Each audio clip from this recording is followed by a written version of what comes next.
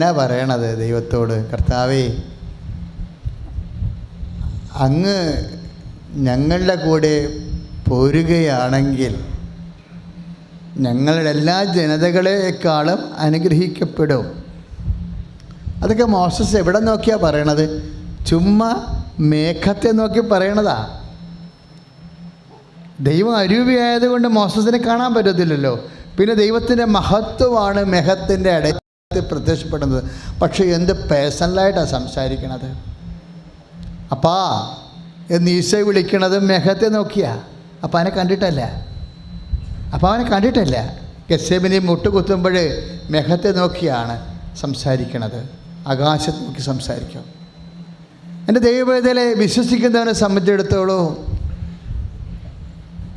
അവൻ ദൈവത്തിൻ്റെ മുഖം വിശ്വാസത്തിൽ കണ്ടുകൊണ്ടാണ്. അതുകൊണ്ട് 34:10 പറയണത്, പുറപ്പാട് 34:10 മോസസ് ദൈവത്തോട് മുഖാമുഖം സംസാരിച്ചു എന്ന്. അവനെവിടെ നിന്നാലും ദൈവത്തിൻ്റെ മുഖത്തിൻ്റെ മുമ്പിലായിരിക്കും നിൽക്കുന്നത് വിശ്വാസി. പ്രാർത്ഥിക്കുക, കർത്താവായ ദൈവമേ, മോസസിനെ പോലെ ഈശോനെ പോലെ ഞാനും എത്രയോ സ്കാനിങ് കഴിഞ്ഞു, എന്നിട്ടും ആ സിസ്റ്റം അതുപോലെ ഇരിക്കുക. ഇപ്പോൾ ഡോക്ടർ എന്നാ പറഞ്ഞത് അവരോട്?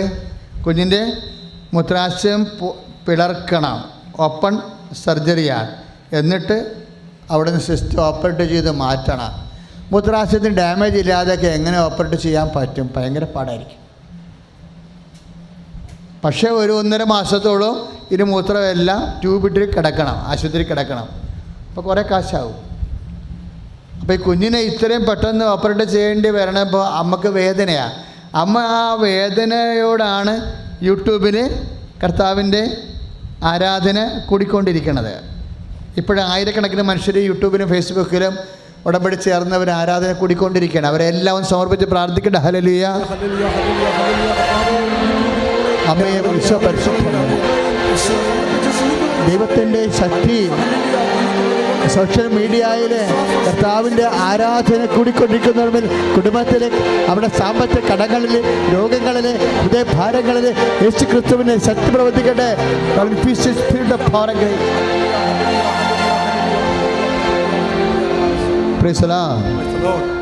ആ സെക്കൻഡ് പിറ്റേ ദിവസം ഈ കുഞ്ഞിനെയും കൊണ്ട് ആശുപത്രി ചെന്ന് വീണ്ടും 3 സ്കാൻ ചെയ്യുമ്പോൾ എന്താ കാണുന്നത്?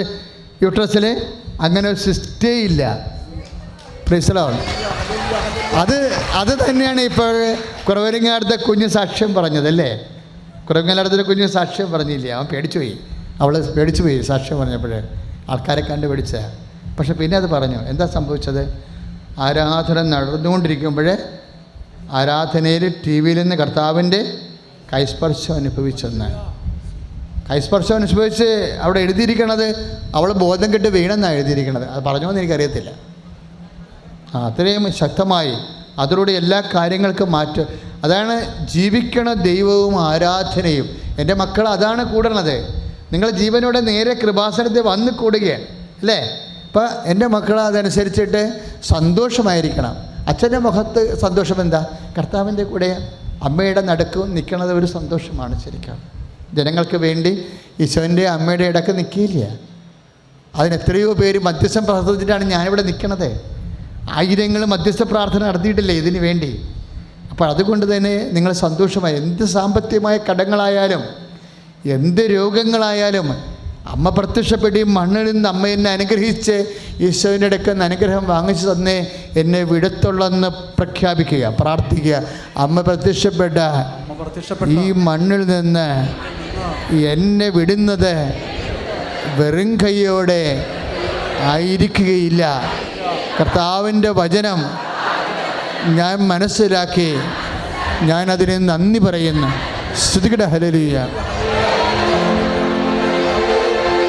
ഇങ്ങനെ വലുതായിരിക്കുക, നീര് താഴോട്ടുമില്ല, പറ്റണുമില്ല. അങ്ങനെയുള്ളവരെ ഈശോ സ്പർശിച്ചു കൊണ്ടിരിക്കുകയാണ്. സ്തുതിക്കട്ടെ. ഹല്ലേലൂയ.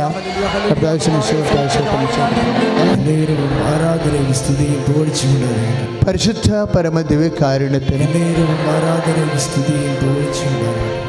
മക്കളെ, നമ്മൾ ആരാധിച്ചുകൊണ്ടിരിക്കുന്ന സമയത്ത് ആരാധന പ്രകരണങ്ങൾ ഇതുപോലെ അച്ഛൻ പറയുമ്പോൾ നിങ്ങൾ നിങ്ങളുടെ സങ്കടം വെച്ചുകൊണ്ട് പറയണം. എന്താണ്? എൻ്റെ രോഗത്തെ പ്രതി. ഇപ്പോൾ നമ്മൾ ആദ്യം കണ്ട ദർശനമില്ലേ, അത് ക്യാൻസറോ എന്തോ ആണ്. പക്ഷേ കൃത്യമായിട്ട് ആ വ്യക്തി അടുത്ത മാസമോ അല്ലെങ്കിൽ അടുത്ത മാസമോ സാക്ഷ്യം പറഞ്ഞിരിക്കാം. പക്ഷേ നിങ്ങളെപ്പോഴും പരിശുദ്ധ പരമ ദിവ്യകാരുണ്യത്തെന്ന് പറയുമ്പോൾ എൻ്റെ കടങ്ങളെ പ്രതി, ഇപ്പോൾ സാമ്പത്തികമായ കടങ്ങളിൽ ജപ്തി നടപടിയും ഇപ്പോൾ മാർച്ച് മാസമായത് കാരണം കുറേ വിഷമം അനുഭവിക്കുന്ന സമയമാണ്. അപ്പം അതുകൊണ്ട് എൻ്റെ സാമ്പത്തിക വിടുതലിനെ പ്രതി എന്ന് നിങ്ങളുടെ മനസ്സിൽ പറഞ്ഞേക്കണം.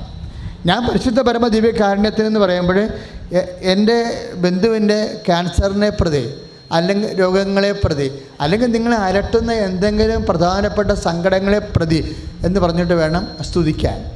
കാര്യം നമ്മുടെ സങ്കടം വെച്ചാണ് നമ്മളത് സ്തുതിപ്പാക്കി മാറ്റണത്.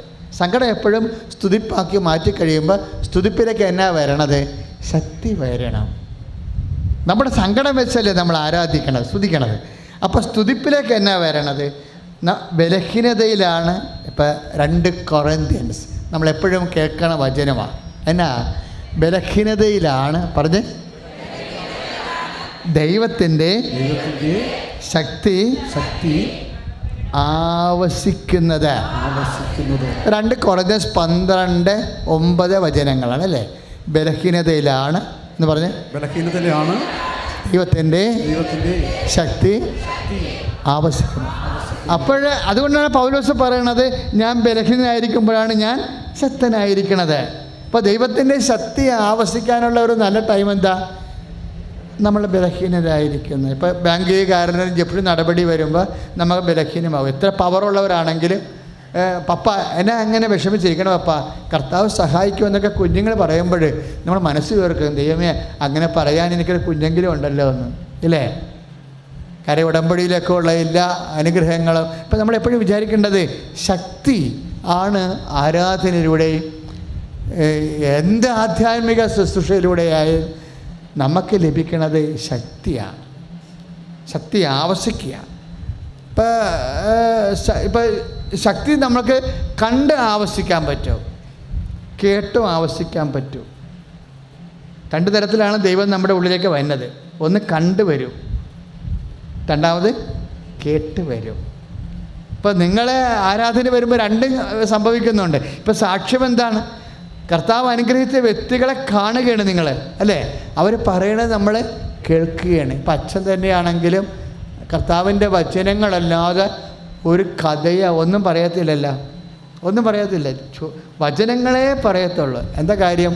വചനം രക്ഷയിലേക്ക് നയിക്കണ ദൈവത്തിൻ്റെ ശക്തിയാണ്. റോമ 1:16 നമ്മൾ എന്താ വായിക്കണത്? ഏറ്റു പറഞ്ഞ വചനം രക്ഷയിലേക്ക് നയിക്കുന്ന ദൈവത്തിൻ്റെ ശക്തിയാണ്. ഇത് നിങ്ങളുടെ ശക്തി ചോർന്ന് പോകത്തില്ലേ? ഭർത്താവിന് അസുഖമാണെന്ന് പറയുമ്പോഴും ഡോക്ടർ നിങ്ങൾക്ക് പ്രഷർ കൂടുതലാണല്ലോ, എന്താ ഇങ്ങനെ നിൽക്കണമെന്ന് ചോദിക്കുമ്പോഴും നിങ്ങളുടെ ശക്തി ചോർന്ന് പോകും, ഇല്ലേ? നമ്മൾ എത്ര ധൈര്യമുള്ള ആൾക്കാരാണെങ്കിലും ശക്തി പോകും. ഉടനെ നിങ്ങൾ മനസ്സിൽ പറയണം, എന്താ? വചനം രക്ഷയിലേക്ക് നയിക്കുന്ന ദൈവത്തിൻ്റെ ശക്തിയാണ്. അതിങ്ങനെ ആവർത്തിച്ച് പറയണം. ഇപ്പോഴല്ല, എന്തെങ്കിലും വിഷയം ഉണ്ടാകും, അച്ഛൻ ഹോംവർക്ക് തന്നതാണ്, അതാ അച്ഛൻ ഈശോ എന്നിലൂടെ നിങ്ങൾക്ക് നിലനിൽപ്പിൻ്റെ വരം തന്നതാണ്. എന്തെങ്കിലും തരത്തിൽ ഇപ്പോൾ വീട്ടിൽ വഴക്കായി, കാര്യം ഉണ്ടാകാൻ കാര്യമില്ലാതിരിക്കാം. നമ്മളെ സന്ധിക്കാൻ സംരക്ഷിക്കാൻ കേൾക്കുകയും ചെയ്യേണ്ട ആൾക്കാർ നമ്മൾക്കുമായിട്ട് മാനസികമായിട്ട് അകന്നു പോകുകയെന്ന് അപ്പോഴും നമ്മൾ ബലഹീനമായി. ചില സമയത്തൊക്കെ അങ്ങനെ വേണം മക്കളെ. കൊച്ചു കൊച്ചു വഴക്ക്, വലിയ വഴക്കൊക്കെ ഉണ്ടാകണം, നല്ലതാണ്. എന്താ? നമുക്ക് ആരുമില്ല, ദൈവം മാത്രമേ ഉള്ളൂ എന്ന് നമ്മൾ തിരിച്ചറിയണ സമയമാണത്. അപ്പോൾ നീ നിൻ്റെ കൂടെയുള്ള ദൈവത്തിനെ ഓർക്കണം. എന്താണ്? വചനം രക്ഷയിലേക്ക് നയിക്കുന്ന ദൈവത്തിൻ്റെ ശക്തിയാണ്. അപ്പോഴെന്നിട്ട് നീ അതിനെ പ്രാർത്ഥനയാക്കി മാറ്റണം. ദൈവത്തിൻ്റെ ശക്തിയായ വചനമേ, എന്നെ ഇപ്പോൾ ശക്തീകരിക്കണമേ എന്ന് ഒന്ന് പറഞ്ഞു. ദൈവത്തിൻ്റെ ശക്തിയായ വചനമേ, എന്നെ ഇപ്പോഴേ ശക്തീകരിക്കണമേ. അയ്യോ, അത്ഭുതം നീ കാണും, അത്ഭുതം നീ കാണും. Praise the Lord. അപ്പോഴേ ഇങ്ങനെയുള്ള സാഹചര്യങ്ങളിലെല്ലാം ഇപ്പം വചനം പോലും ദൈവത്തിൻ്റെ ശക്തിയാണ്. ഈശോ പോലും ദൈവത്തിൻ്റെ ശക്തിയാണ്. ഇപ്പം 1 കൊറിന്ത്യൻസ് 1:24 എന്താ നമ്മൾ വായിക്കണത്? ദൈവത്തിൻ്റെ ജ്ഞാനവും ഒന്ന് പറഞ്ഞേ. ദൈവത്തിൻ്റെ ജ്ഞാനവും ദൈവത്തിൻ്റെ ശക്തിയുമായ യേശുക്രിസ്തു. അപ്പോൾ വചനം മാത്രമല്ല, ഈശോയും ശക്തിയാണ്. ഈ ശക്തി നമ്മളിലേക്ക് വരാനുള്ളതാ. അതിനാണ് ആവശ്യിക്കണമെന്ന് പൗലോസ് അപ്പോസ്തലൻ പറയണത്. ശക്തിയായിട്ട് തന്നെ ഇരിക്കത്തില്ല. ഇപ്പം ദിവ്യ കുർബാന ഈശോ ജീവനോടെ സാന്നിധ്യം നൽകുമ്പോൾ ആ ശക്തി അങ്ങനെ അവിടെ ഇരിക്കത്തില്ല. നമ്മൾ വിശ്വസിക്കുന്ന അനുസരിച്ച് കൊണ്ട് ശക്തി നമ്മളിലേക്ക് വരും. ഇപ്പം ശമയോൻ ഈശോനെ വിളിക്കണത് എന്താ? രക്ഷ എന്നാ വിളിക്കണത്, രക്ഷ. ശമയോൻ ഈശോനെ കണ്ടപ്പോൾ, ഉണ്ണീശോനെ എടുത്തപ്പോൾ എന്നാ പറഞ്ഞത്? എല്ലാ മനുഷ്യർക്കും വേണ്ടിയുള്ള, പറഞ്ഞ് എല്ലാ മനുഷ്യർക്കും വേണ്ടിയുള്ള രക്ഷ. എൻ്റെ കണ്ണുകൊണ്ട് ഞാൻ കണ്ടിരിക്കുന്നു. ഇപ്പം രക്ഷ കാണാൻ പറ്റും. ആ ശമയോൻ ഉണ്ണീശോനെ എടുത്ത അതേ ഈശോ തന്നെയാണ് ദിവ്യകുർബാനയായി മാറണത്. നിനക്ക് പരിശുദ്ധാത്മാവ് ഉണ്ടെങ്കിൽ നിന്നോട് പരിശുദ്ധാത്മാവ് പറഞ്ഞു തരും, മകനെ മകളെ, എല്ലാ മനുഷ്യർക്കും വേണ്ടിയുള്ള രക്ഷയാണ് ദിവ്യകുർബാനയായി നീ കണ്ടുകൊണ്ടിരിക്കുന്നത്. ലുക്ക 2:30. ദിവ്യകുർബാന എന്ന് പറയുന്നത് എന്താണ്? ലുക്ക 2:30 എന്താണ്? എല്ലാ മനുഷ്യർക്കും, മുസ്ലിം സഹോദരങ്ങളും ഹൈന്ദവ സഹോദരങ്ങളും നാനാജാതി മതത്തിന് സാക്ഷ്യം പറയുകയാണ്. അപ്പം എൻ്റെ അർത്ഥം എന്താണ്? എല്ലാ മനുഷ്യർക്കും. ഒന്ന് പറഞ്ഞേ, എല്ലാ മനുഷ്യർക്കും. ലുക്ക 2:30. എല്ലാ മനുഷ്യർക്കും വേണ്ടിയുള്ള ദൈവം ഒരുക്കിയിരിക്കുന്ന രക്ഷ ഞാൻ എൻ്റെ കണ്ണുകൊണ്ട് കണ്ടിരിക്കുന്നു. പ്രീസ് ദി ലോർഡ്. ഈ കണ്ണുകൊണ്ട് കണ്ട കർത്താവിനെ നമ്മളിലേക്ക് പ്രാപിക്കാൻ പറ്റും നമുക്ക്. അതാണ് നമ്മൾ ശ്രദ്ധിക്കേണ്ടത്. നമ്മളിലേക്ക് ഇപ്പോൾ നമുക്ക് രോഗമുണ്ട്, കടമുണ്ട്, കുടുംബത്തിൽ കലഹമുണ്ട്, വീട് വെക്കാൻ ഇടമില്ല, വീടുമില്ല, കുഞ്ഞുങ്ങളുടെ കല്യാണവും നടക്കണില്ല, വീടുമില്ല, കുടുംബത്തിൽ അസ്വസ്ഥതയാണ്, പലതരത്തിലുള്ള വിഷമതകളാണ്. അപ്പോൾ ഈ വിഷമതകളിലേക്കാണ് ദൈവം, ഒന്നാമത്തെ ഈശോൻ്റെ സ്വഭാവം നിങ്ങൾക്കറിയാമല്ലോ. എന്താ? ഈശോയ്ക്ക് ഈ വചനങ്ങൾ കേൾക്കുകയോ കർത്താവിനെ ശരണം പ്രാപിച്ച് നടക്കുകയോ ചെയ്യുന്ന ആൾക്കാരെ കാണുമ്പോൾ ഒരു വികാരം തോന്നും. എന്താ? അനുകമ്പ. ഇപ്പം ലുക്കായുടെ സുവിശേഷമില്ലേ, 8-ാം അധ്യായത്തിലെ 3-ാമത്തെ വാക്യം. ഈ ജനക്കൂട്ടം 3 ദിവസമായി ഈശോൻ്റെ കൂടെ വചനം കേട്ട് നടക്കുമ്പോൾ ഈശോയ്ക്ക് അവരോട് അനുകമ്പ തോന്നി. അപ്പോൾ ആവർത്തിച്ച് അവർ 3 ദിവസമായി. നമ്മൾ ഈ 3 മാസം ഒരു ഘട്ടം വെച്ചിരിക്കണം. അങ്ങനെയാണ്. 3 മാസമില്ല ഉടമ്പടിക്ക്. ആദ്യ ഘട്ടം 3 പ്രാവശ്യം നമ്മളിവിടെ കൃപാസനത്തിൽ വന്ന് വചനം കേൾക്കണം. അപ്പോൾ വചനം, അപ്പോൾ അത് ആ 8-3 കണക്റ്റഡ് ആണത്. അപ്പം അങ്ങനെ വരുമ്പോൾ ദൈവത്തിന് നമ്മുടെ അനുകമ്പ തോന്നും. വെറും കൈയോടെ നമ്മളെ പറഞ്ഞു വിടാൻ മനസ്സ് വരത്തില്ല. അതാണ് ആൾക്കാർ സാക്ഷ്യം പറയണത്. എല്ലാ സാക്ഷ്യം പറയിപ്പിക്കാഞ്ഞിട്ടാണേ. ഒരുവിധം മിറക്കിളിൻ്റെ മണമൊക്കെ ഉള്ളത് മാത്രമേ, അത്ഭുതങ്ങളുടെ അനുഗ്രഹങ്ങളൊന്നും അങ്ങനെ പറയിപ്പിക്കത്തില്ല. അതൊക്കെ അവിടെ നിങ്ങൾ സ്വന്തമായിട്ട് ദൈവത്തോട് നന്ദി പറഞ്ഞാൽ മതി. മിറക്കിൾ പറയിപ്പിക്കും. അതെന്താ കാര്യം? അത് ഒത്തിരിയേറെ പേര് വളരെ ക്യാപിറ്റലായിട്ടുള്ള സങ്കടങ്ങളിലാണ്. അപ്പം അത് അവർ നടക്കുമായിരിക്കും, നടന്നാൽ കൊള്ളാം, അങ്ങനെയൊക്കെ ഇങ്ങനെ ഈ അഴകുഴമ്പനായിട്ടുള്ള ചിന്തയുള്ളവർക്ക് ഈ സാക്ഷ്യം കേൾക്കുമ്പോൾ അവർക്ക് ബോധ്യം കിട്ടും. എന്താ കാര്യം? എൻ്റെ കാര്യവും ഇതുപോലെ നടക്കും എന്ന് നമുക്കൊരു ബോധ്യം കിട്ടും. അതിനാണ് ഈ മിറക്കിൾസ് മാത്രം പറയിപ്പിക്കുന്നത്. പക്ഷേ അതേസമയം തന്നെ സാക്ഷ്യമെല്ലാം മക്കൾ വായിക്കണം. പത്രത്തിലുള്ള സാക്ഷ്യം, ഫേസ്ബുക്കിലുള്ള സാക്ഷ്യം ഒക്കെ ഇങ്ങനെ കേട്ടിരിക്കുമ്പോൾ വിശ്വാസം വരികയും നമ്മൾ വോൾട്ടേജ് കൂടുകയും നമ്മളും അതുപോലെ വിശ്വാസം പ്രാപിച്ച് പ്രാർത്ഥന എരിവുള്ളതായി മാറും. അല്ലെങ്കിൽ അവരിവരൊക്കെ പറഞ്ഞ് നമുക്ക് ആപ്പടെ വിഷമത്തിലായി നമ്മൾ ഡൗണായി പോകും. നിങ്ങൾ ഡൗൺ ആകാതിരിക്കാൻ വേണ്ടിയാണ് അച്ഛനെ ഇടയ്ക്ക് നിങ്ങൾ മൊബൈലിൽ എല്ലാം ഇട്ട് തരണത്. അതുകൊണ്ട് മൊബൈൽ നിങ്ങൾ കൃത്യമായിട്ട് അച്ഛൻ്റെ പേജ് ലൈക്ക് ചെയ്യണം, യൂട്യൂബ് സബ്സ്ക്രൈബ് ചെയ്യണം എന്ന് പറയുമ്പോൾ അല്പം ഡൗൺ ആകുമ്പോൾ ഒരു സാക്ഷ്യം വായിക്കണം, കേൾക്കണം. ഉടനെ മൊബൈൽ ഓൺ ചെയ്ത് ഒരു സാക്ഷ്യം കേൾക്കണം, അത് അച്ഛൻ്റെ ഒരു വചനം കേൾക്കണം. അപ്പോൾ അങ്ങനെ കേൾക്കുമ്പോൾ നിങ്ങളെ ഉടനെ ദൈവം വിശ്വാസം തരും, പിന്നെ തരും പ്രത്യാശ തരും. അപ്പോൾ വിശ്വാസം എങ്ങനെ പറയണം? യേശു കർത്താവാണെന്ന് അല്ല, വിശ്വാസം എങ്ങനെ വരുന്നതാണ്? കേൾവിയിൽ നിന്ന് വരുന്നതാണ്. റോമ 10:17 ഇല്ലേ? റോമ 10:17 എന്താ വിശ്വാസം എന്ന് പറഞ്ഞ്? വിശ്വാസം കേൾവിയിൽ നിന്ന്. കേൾവിയിൽ നിന്ന്. കേൾവി കേൾവി യേശുക്രിസ്തുവിനെ കുറിച്ചുള്ള യേശുക്രിസ്തുവിനെ കുറിച്ചുള്ള അറിവിൽ നിന്നാണ്. അപ്പോൾ ഈ സാക്ഷ്യം നമുക്ക് എന്താ തരണത്? കേൾവിയാണ്. കേൾക്കുമ്പോൾ എന്താ? വിശ്വാസം വരും നമുക്ക്. റോമ 10:17 അനുസരിച്ചുകൊണ്ട് നമുക്ക് വിശ്വാസം വരും. വിശ്വാസം വന്നാൽ ഉടനെ എന്ത് പറ്റും? പ്രത്യാശ കിട്ടും. വിശ്വാസം വന്നാൽ പ്രത്യാശ വരും. അപ്പം അത് പ്രത്യാശ വന്നാൽ എന്ത് ചെയ്യും? പ്രാർത്ഥനയിൽ നമ്മൾ സ്ഥിരമായി വരും. അല്ലെങ്കിൽ പ്രാർത്ഥന ഇടക്ക് തണുത്തു പോകും. പ്രാർത്ഥന തണുത്തു പോകാതിരിക്കാൻ വേണ്ടിയാണ് നിങ്ങൾ അരമണിക്കൂർ വെച്ച് എല്ലാ ദിവസവും വചനം വായിക്കണം. അരമണിക്കൂർ എന്ന് വെച്ചാൽ 2 മിനിറ്റ് 3 മിനിറ്റ് ആവർത്തിച്ച് 30 വചനം അരമണിക്കൂറിനുള്ളിൽ കിടക്കാനുള്ളിൽ വായിച്ച് തീർക്കണം എന്ന് പറയുമ്പോൾ ആ ദൈവത്തുമായിട്ട് കോണ്ടാക്റ്റ് വരും. അപ്പോൾ ഉടമ്പടി വിഷയങ്ങളിലേക്ക് നമ്മൾ മൂവ് ചെയ്തുകൊണ്ടിരിക്കും. നിങ്ങൾക്കറിയാമല്ലോ, ഉടമ്പടിയുടെ പല വിഷയങ്ങളും ദൈവം നേരിട്ട് ചെയ്യേണ്ട കാര്യങ്ങളാണ്. നമ്മുടെ കഴിവ് കൊണ്ട് ചെയ്യേണ്ട. ഇപ്പോൾ 16 കേസൊക്കെ ഉണ്ട് ചിലർക്ക്. ആ 16 കേസ് മാറിയിട്ട് സ്ഥലം വിറ്റ് മകളെ കെട്ടിക്കണം. അപ്പം നമ്മുടെ ബലത്തിലുള്ള കാര്യങ്ങളല്ല. പക്ഷെ ഉടമ്പടി എന്തുകൊണ്ടാണ് പവർഫുൾ ആകണമെന്ന് ചോദിച്ചാൽ, ഈ ഉടമ്പടിയിലെല്ലാം ദൈവത്തിൻ്റെ വാഗ്ദാനങ്ങൾ ഒന്നാണ്. സൈന്യത്താലെയല്ല, ശക്തിയാലെയല്ല, കർത്താവിൻ്റെ. അപ്പം സക്കറിയ പ്രവാചകന് കൊടുത്ത വെളിപാടാണത്. 4:6 ഒന്ന് പറഞ്ഞ സൈന്യത്താലെയല്ല, ശക്തിയാലെയല്ല, കർത്താവിൻ്റെ ആത്മാവിനാൽ. അതാണ് Ephesians 2:8 not by merit but by grace.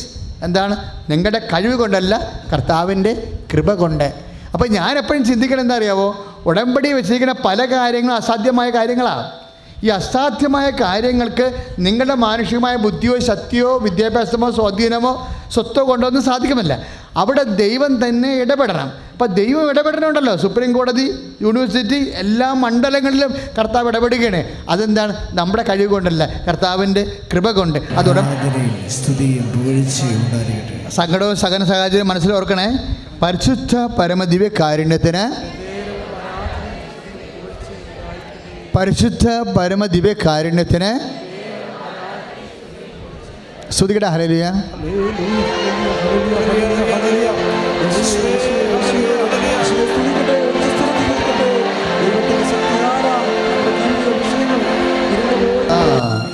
Hallelujah. യേശുവേ സ്തോത്രം, യേശുവേ നന്ദി. അതായത് ക്രിസ്തുവിന് പല തരത്തിൽ ഈശോയെ നമുക്ക് പ്രാപിക്കാൻ പറ്റും. ഇപ്പം എല്ലാവർക്കും അറിയാവുന്നൊരു വചനമാണ് റോമ 10:9. എന്നാ? യേശു കർത്താവാണെന്ന് ആധരം കൊണ്ട് ഏറ്റുപറയുക, ദൈവം അവന് മരിച്ചോട് ഉയർപ്പിച്ചെന്ന് ഹൃദയത്തിൽ വിശ്വസിക്കുക. ഒന്നേ പറഞ്ഞ യേശു കർത്താവാണെന്ന് അധരം കൊണ്ട് ഏറ്റുപറയുകയും ദൈവം അവനെ മരിച്ചവരിൽ നിന്ന് ഉയർപ്പിച്ചെന്ന് ഹൃദയത്തിലെ വിശ്വസിക്കുകയും ചെയ്യുമ്പോൾ രക്ഷ പ്രാപിക്കും.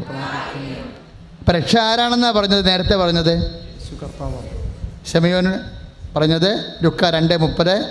എല്ലാ മനുഷ്യർക്കും വേണ്ടിയിട്ടുള്ള രക്ഷ ഞാനെൻ്റെ കണ്ണുകൊണ്ട് കണ്ടിരിക്കുന്നു. അപ്പോൾ രക്ഷ എന്ന് ശമയോൻ പറയും, ശക്തി എന്ന് പൗലോസ് പറയും.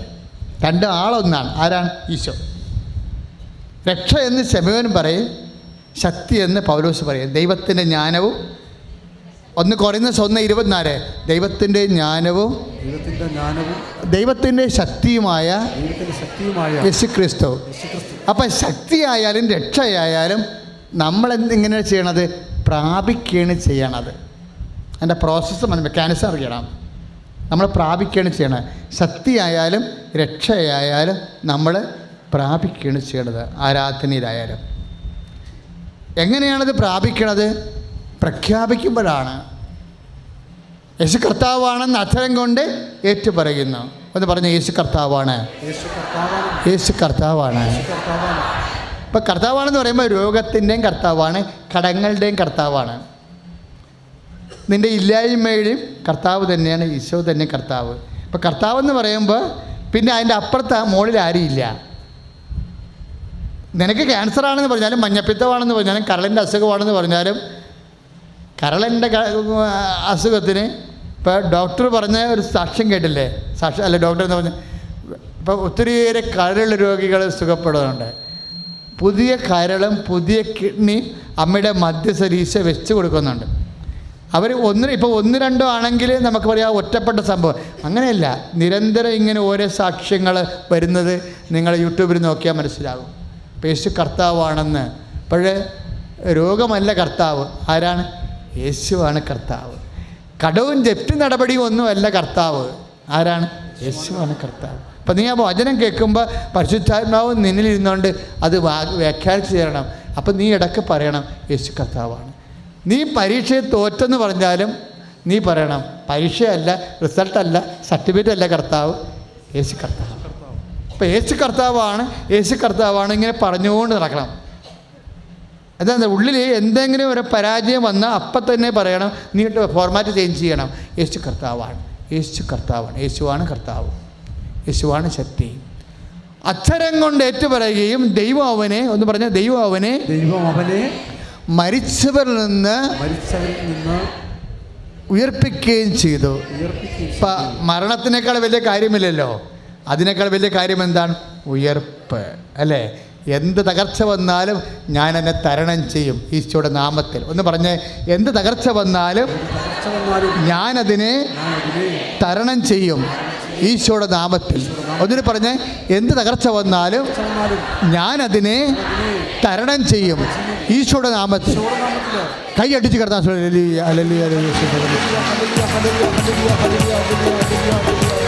എന്ത് തകർച്ച വന്നാലും ദൈവത്തിൻ്റെ വചനത്തിൽ വിശ്വസിച്ച് അധരം കൊണ്ട് ഏറ്റുപറഞ്ഞ് ഹൃദയത്തിൽ വിശ്വസിച്ച് പ്രാപിക്കുകയാണ് ചെയ്യണത്, അല്ലേ? പ്രാപിക്കണത് ഈശ്വരനെ പ്രാപിച്ചാലുള്ള ഗുണമെന്താ അതുകൂടി അറിയണം.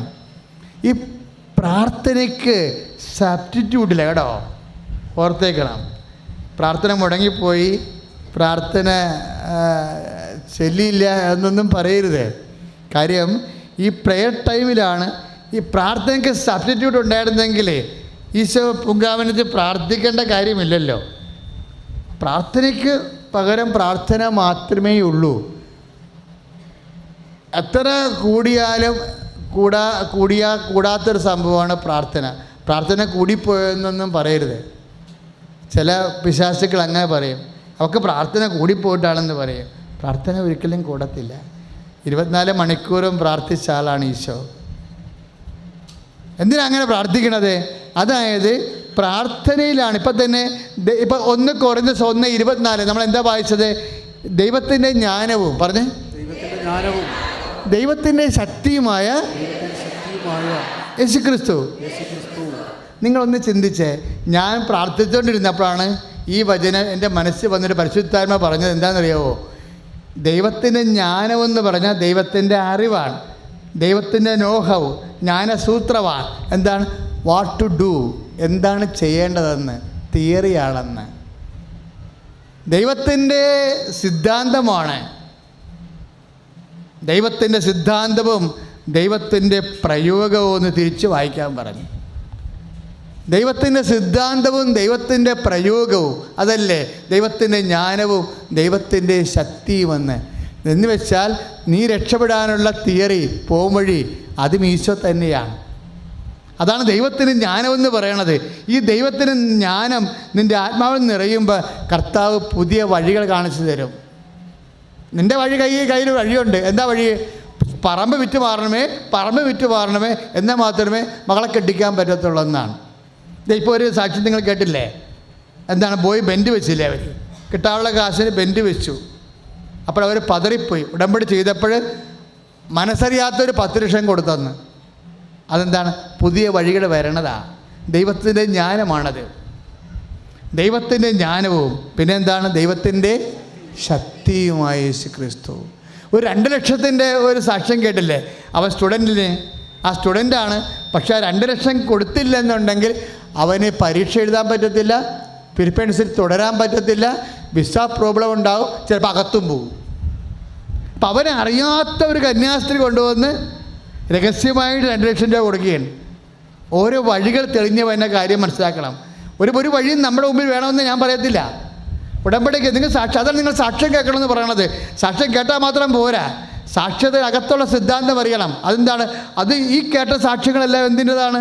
ദൈവത്തിൻ്റെ ജ്ഞാനവും എന്ന് പറഞ്ഞ് ദൈവത്തിൻ്റെ ജ്ഞാനവും ദൈവത്തിൻ്റെ ശക്തിയുമായ യേശു ക്രിസ്തു. അപ്പോൾ ഒന്ന് പ്രാർത്ഥിച്ച, കർത്താവായ ദൈവമേ, എൻ്റെ ജീവിതത്തിൽ ഞാൻ വഴിമുട്ടി നിൽക്കുകയാണ്.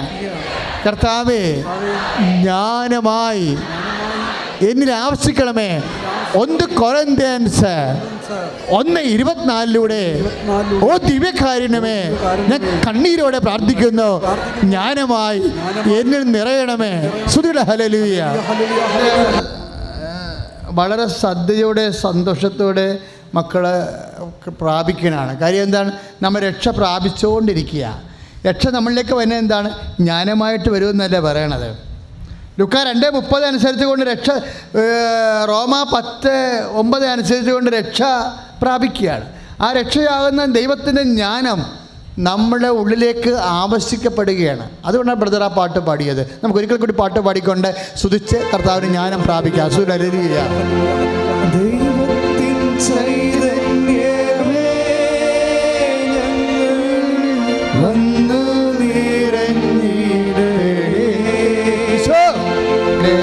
റൈറ്റ് സൈഡിൽ വലതുവശത്ത് തലവേദന ഉള്ളവർ ആ സ്ഥലത്ത് മാത്രം കൈവെക്കാൻ പറഞ്ഞിരിക്കുകയാണ്.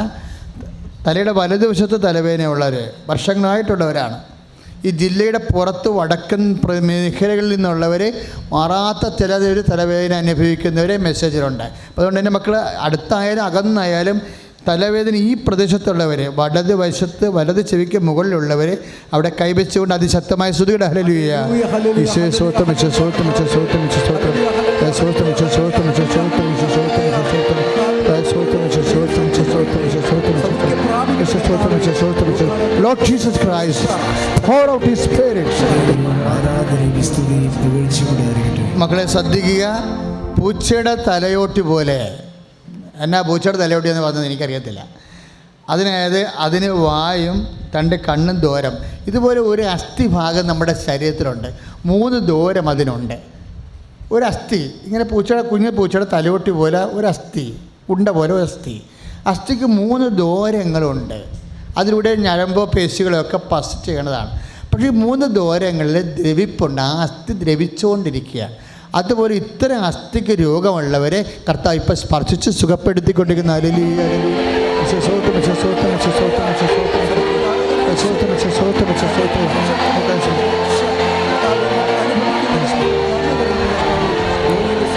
ദൈവത്തിൻ ചൈതന്യമേ ഞങ്ങളിൽ വന്നു നിറഞ്ഞിടണേ.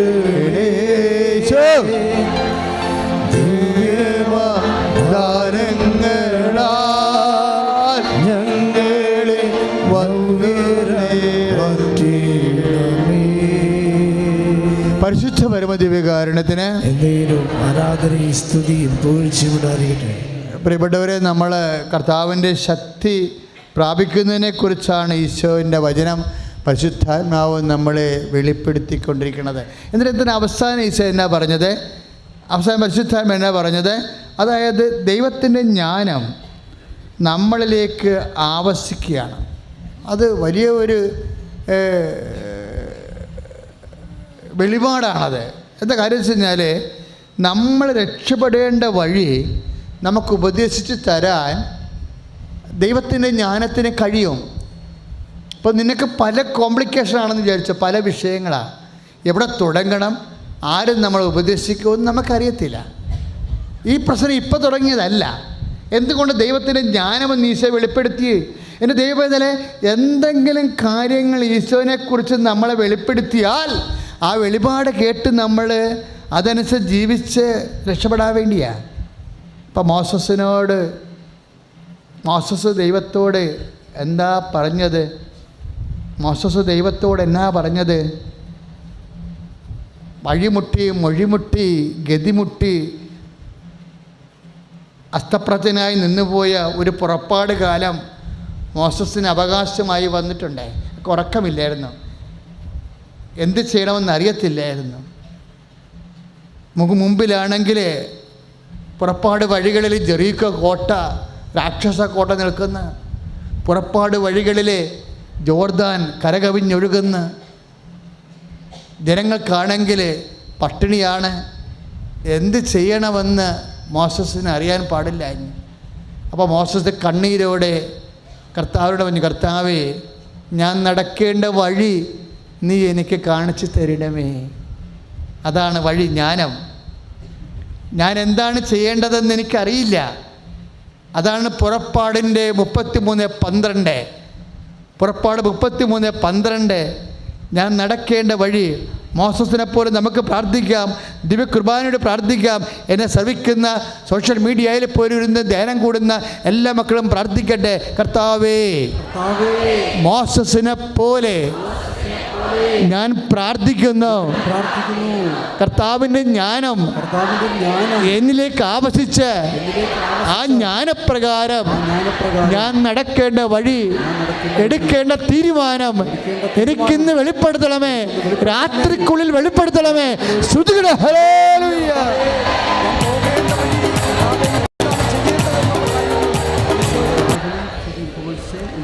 സങ്കടം സമർപ്പിച്ചുകൊണ്ട് പറയുക, പരിശുദ്ധ പരമ ദിവ്യകാരുണ്യത്തിന്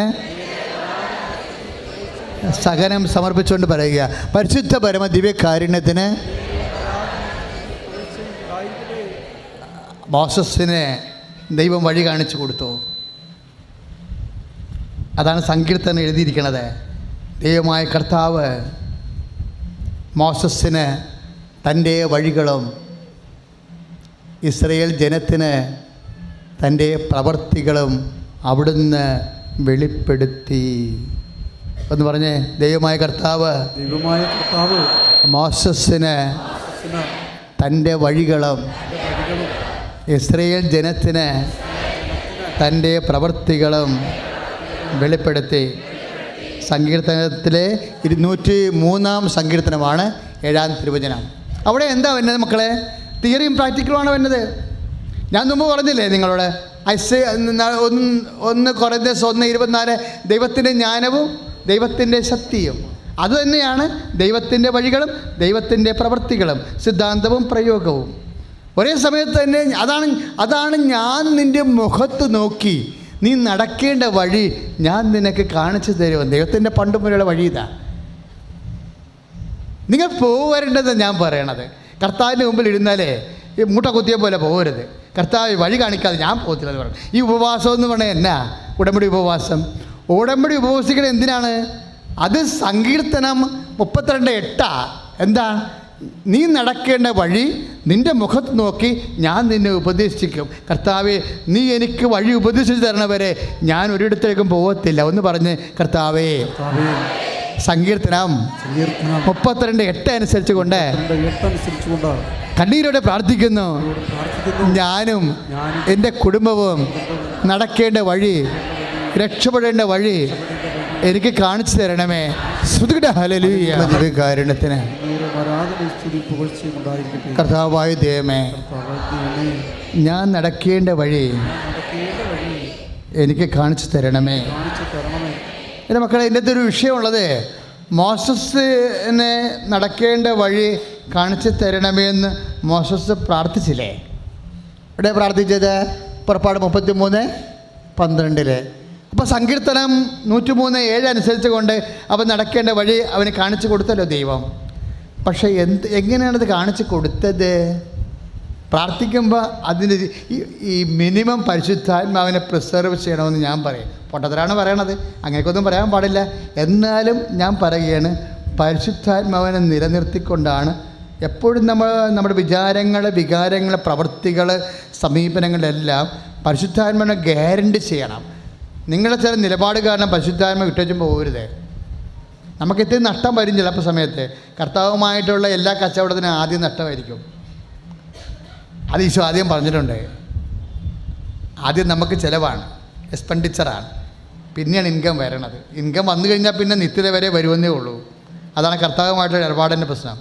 അതാണ് ഈശോ പറഞ്ഞത്, എന്നെ അനുഗമിക്കാൻ ആഗ്രഹിക്കണവൻ സ്വയം പരിത്യജിക്കണം. ആദ്യകാലങ്ങളിൽ ഇത്തിരി നഷ്ടം ഉണ്ടാകും. അപ്പം ചില സമയത്ത് ദൈവത്തെ നിലനിർത്താൻ, പരിശുദ്ധാത്മാവിനെ നിലനിർത്താൻ വേണ്ടി സഹോദരങ്ങളായിട്ടുള്ള വഴക്ക് ചിലപ്പോൾ ഒത്തുതീർക്കേണ്ടി വരും. അപ്പോൾ നമുക്ക് നഷ്ടം വരും. കാര്യം ചില കാര്യങ്ങൾ വിട്ടുവീഴ്ച കാണിക്കാതെ അത് സമാധാനത്തിൽ എത്തത്തില്ല. ചില കാര്യങ്ങൾക്ക് അല്പം വിട്ടുവീഴ്ച കാണിക്കാതെ സമാധാനത്തിൽ എത്തത്തില്ല. അപ്പോൾ നീ പക്ഷേ സമാധാനത്തിൽ എത്തുമ്പോൾ നീ ആരാകും? മത്തായി 5:8 അനുസരിച്ച് സമാധാനം പാലിക്കുന്നവർ അനുഗ്രഹിക്കുന്നവർ അവർ ദൈവപുത്രർ എന്ന് വിളിക്കപ്പെടും. ഒരു പക്ഷേ നീ ഒരു വിട്ടുവീഴ്ച കാണിക്കുമ്പോൾ അതിൻ്റെ പേരിലൊരു സമാധാനം സഹോദരർക്കിടയിൽ നിൻ്റെ കർമ്മമണ്ഡലങ്ങളിൽ ഉണ്ടായിക്കഴിഞ്ഞാൽ നിനക്ക് നഷ്ടമാണ് വരുന്നത്. ആ നഷ്ടം എന്തനുസരിച്ച് വരുന്നതാണ്? 16:26 അനുസരിച്ച് വരുന്നതാണ്. ഇനി അനുഗമിക്കാൻ ആഗ്രഹിക്കണവൻ സ്വയം പരിത്യജിക്കുക, കുരിശെടുക്കുക, കൂടെ വരിക. അപ്പോൾ നമുക്ക് നഷ്ടമാണ് ഉണ്ടാകുന്നത്. ഈ നഷ്ടം കർത്താവിൻ്റെ വചനത്തെ പ്രതി, യേശുക്രിസ്തുവിനെ പ്രതിയാണ് ഈ നഷ്ടം വരുത്തുന്നതെങ്കിൽ എന്താ സംഭവിക്കണം? അതിൻ്റെ പേരിൽ സമാധാനം ഉണ്ടായാൽ നീ ആരായി മാറും? 5:8 അനുസരിച്ച് മാറും. എന്താണ്? ദൈവത്തിൻ്റെ മകനായി മാറും, ദൈവത്തിൻ്റെ മകളായി മാറും. ദൈവത്തിൻ്റെ മകനുമായി മാറിക്കഴിഞ്ഞാൽ പിന്നെ എന്താണ്? ദൈവരാജ്യത്തിൻ്റെ അവകാശികളായി മാറും. അങ്ങനെ അവകാശികൾക്ക് മാത്രമേ മക്കൾക്കടുത്ത പ്രാർത്ഥന ചെയ്യാൻ പറ്റത്തുള്ളൂ. മോസസ് എന്താ പറഞ്ഞത്? കർത്താവേ, ഞാൻ നടക്കേണ്ട വഴി നീ എന്നെ ഉപദേശിക്കണമേ. അത് 33:12 പുറപ്പാടിൻ്റെ പുസ്തകം. ഞാൻ നടക്കേണ്ട വഴി നീ എനിക്ക് ഉപദേശിക്കണം, so that I may glorify you. അതാണ് സംഭവം, അതാണ് മർമ്മം. ആ മോസസിൻ്റെ പ്രാർത്ഥനയുടെ ബി പാർട്ടാണ് അതിൻ്റെ മർമ്മം. എന്താണ്? ഞാൻ നടക്കേണ്ട വഴി നീ എനിക്ക് ഉപദേശിച്ച് തന്നാൽ ഞാൻ ആ വഴി കണ്ടുപിടിക്കുകയും രക്ഷപ്പെടുകയും ഞാൻ തിരിച്ച് നിൻ്റെ നാമത്തെ മഹത്വപ്പെടുത്തുകയും ചെയ്യും. മഹത്വപ്പെടുത്തി ജീവിക്കുമെന്ന്. എൻ്റെ മക്കളെ, എന്ത് പ്രാർത്ഥന ദൈവതിരുസന്നിധി വന്നാലും, എന്ത് വഴിമുട്ടി ഗതിമുട്ടി നിന്നാലും, എന്ത് വഴിക്ക് വേണ്ടി നീ ദൈവത്തോട് പ്രാർത്ഥിച്ചാലും you must pray by no means നീ പ്രാർത്ഥിച്ചേ മതിയാവൂ. എന്ത് പ്രാർത്ഥിക്കണം? കർത്താവ്, ഞാൻ രക്ഷപ്പെട്ട നിന്നെ മഹത്വപ്പെടുത്തിയിരിക്കുമെന്ന് പറഞ്ഞ മനസ്സിലായില്ലേ? ഞാൻ രക്ഷപ്പെട്ടാൽ ഞാൻ മാത്രം രക്ഷപ്പെട്ടു പോകത്തില്ല, നിന്നെ മഹത്വപ്പെടുത്തിയിരിക്കും. നിന്നെ മഹത്വപ്പെടുത്തുന്നത് എങ്ങനെയാ? ദൈവത്തെ മഹത്വപ്പെടുത്തി അവൻ്റെ വചനം പാലിച്ചിരിക്കും. അവൻ്റെ വചനം 6 മാസത്തേക്ക് പാലിക്കുമെന്നല്ല, നിത്യത വരെ. ഞാൻ രക്ഷപ്പെട്ടാൽ നിന്റെ വചനം പാലിച്ച് ഞാൻ ജീവിക്കും. പറയുക മക്കളെ, നിത്യത വരെ ഞാൻ രക്ഷപ്പെട്ടാൽ നിത്യത വരെ നിന്റെ വചനം പാലിച്ച് മോസസിനെ പോലെ ഈ ജീവിതയാത്ര മുഴുവനും നിന്നെ മഹത്വപ്പെടുത്തും. കൈ അടിച്ചു കർത്താവ്. ഹല്ലേലൂയ.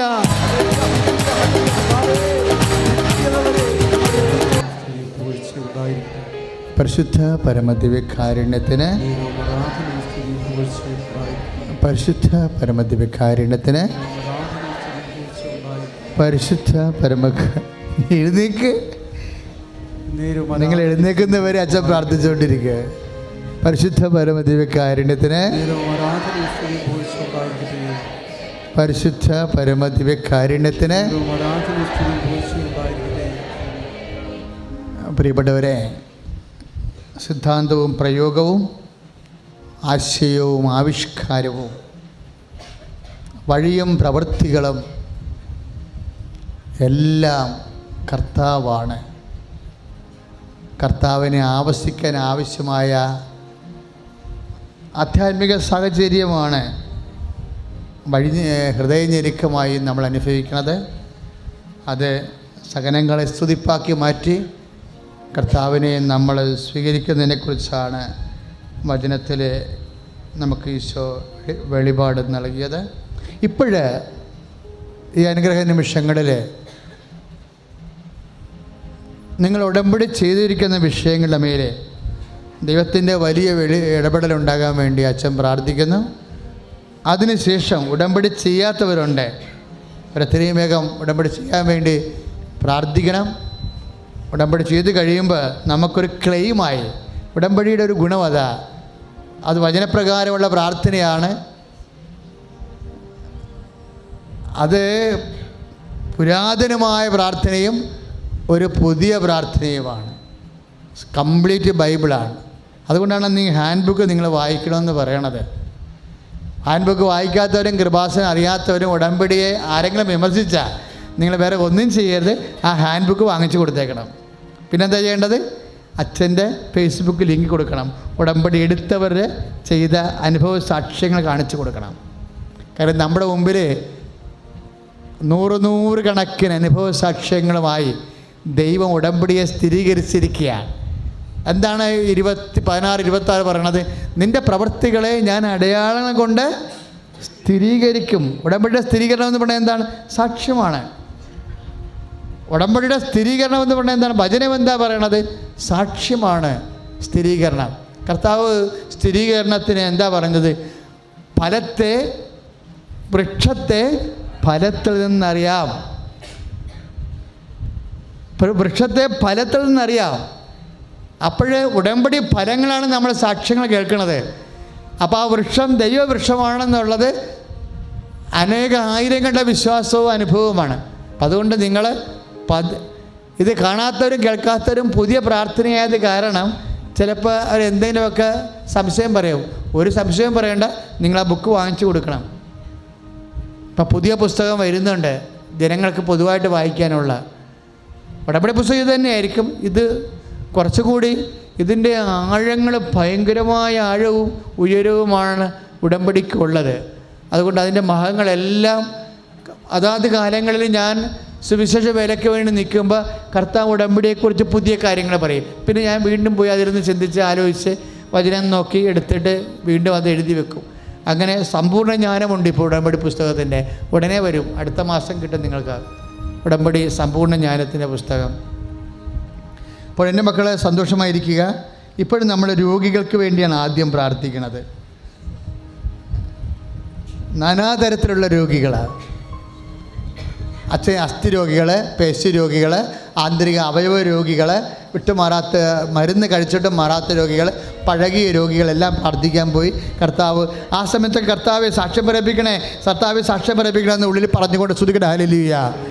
നല്ലവനായ ഈശോയെ, അനേകം മക്കളെ കണ്ണീരോടെ പ്രാർത്ഥിക്കുന്ന ഈശോ, അസ്ഥി രോഗികളെ സുഖപ്പെടുത്തണമേ, പേശി രോഗികളെ സുഖപ്പെടുത്തണമേ, ഹൃദയത്തിലെ സ്പർശിക്കണ കർത്താവേ, കരളിനെ സ്പർശിക്കണ കർത്താവേ, വാതരോഗികൾ, വെരിക്കോസിന് അസുഖമുള്ളവർ, പിസ്തുല രോഗികൾ, PCOD രോഗികൾ, ക്യാൻസർ രോഗികൾ, കരൾ രോഗികൾ, തലവേദന ഉള്ളവർ, ഈശോ അർസസ് രോഗികൾ, അൾസർ രോഗികൾ സ്പർശിക്കണമേ കർത്താവേ.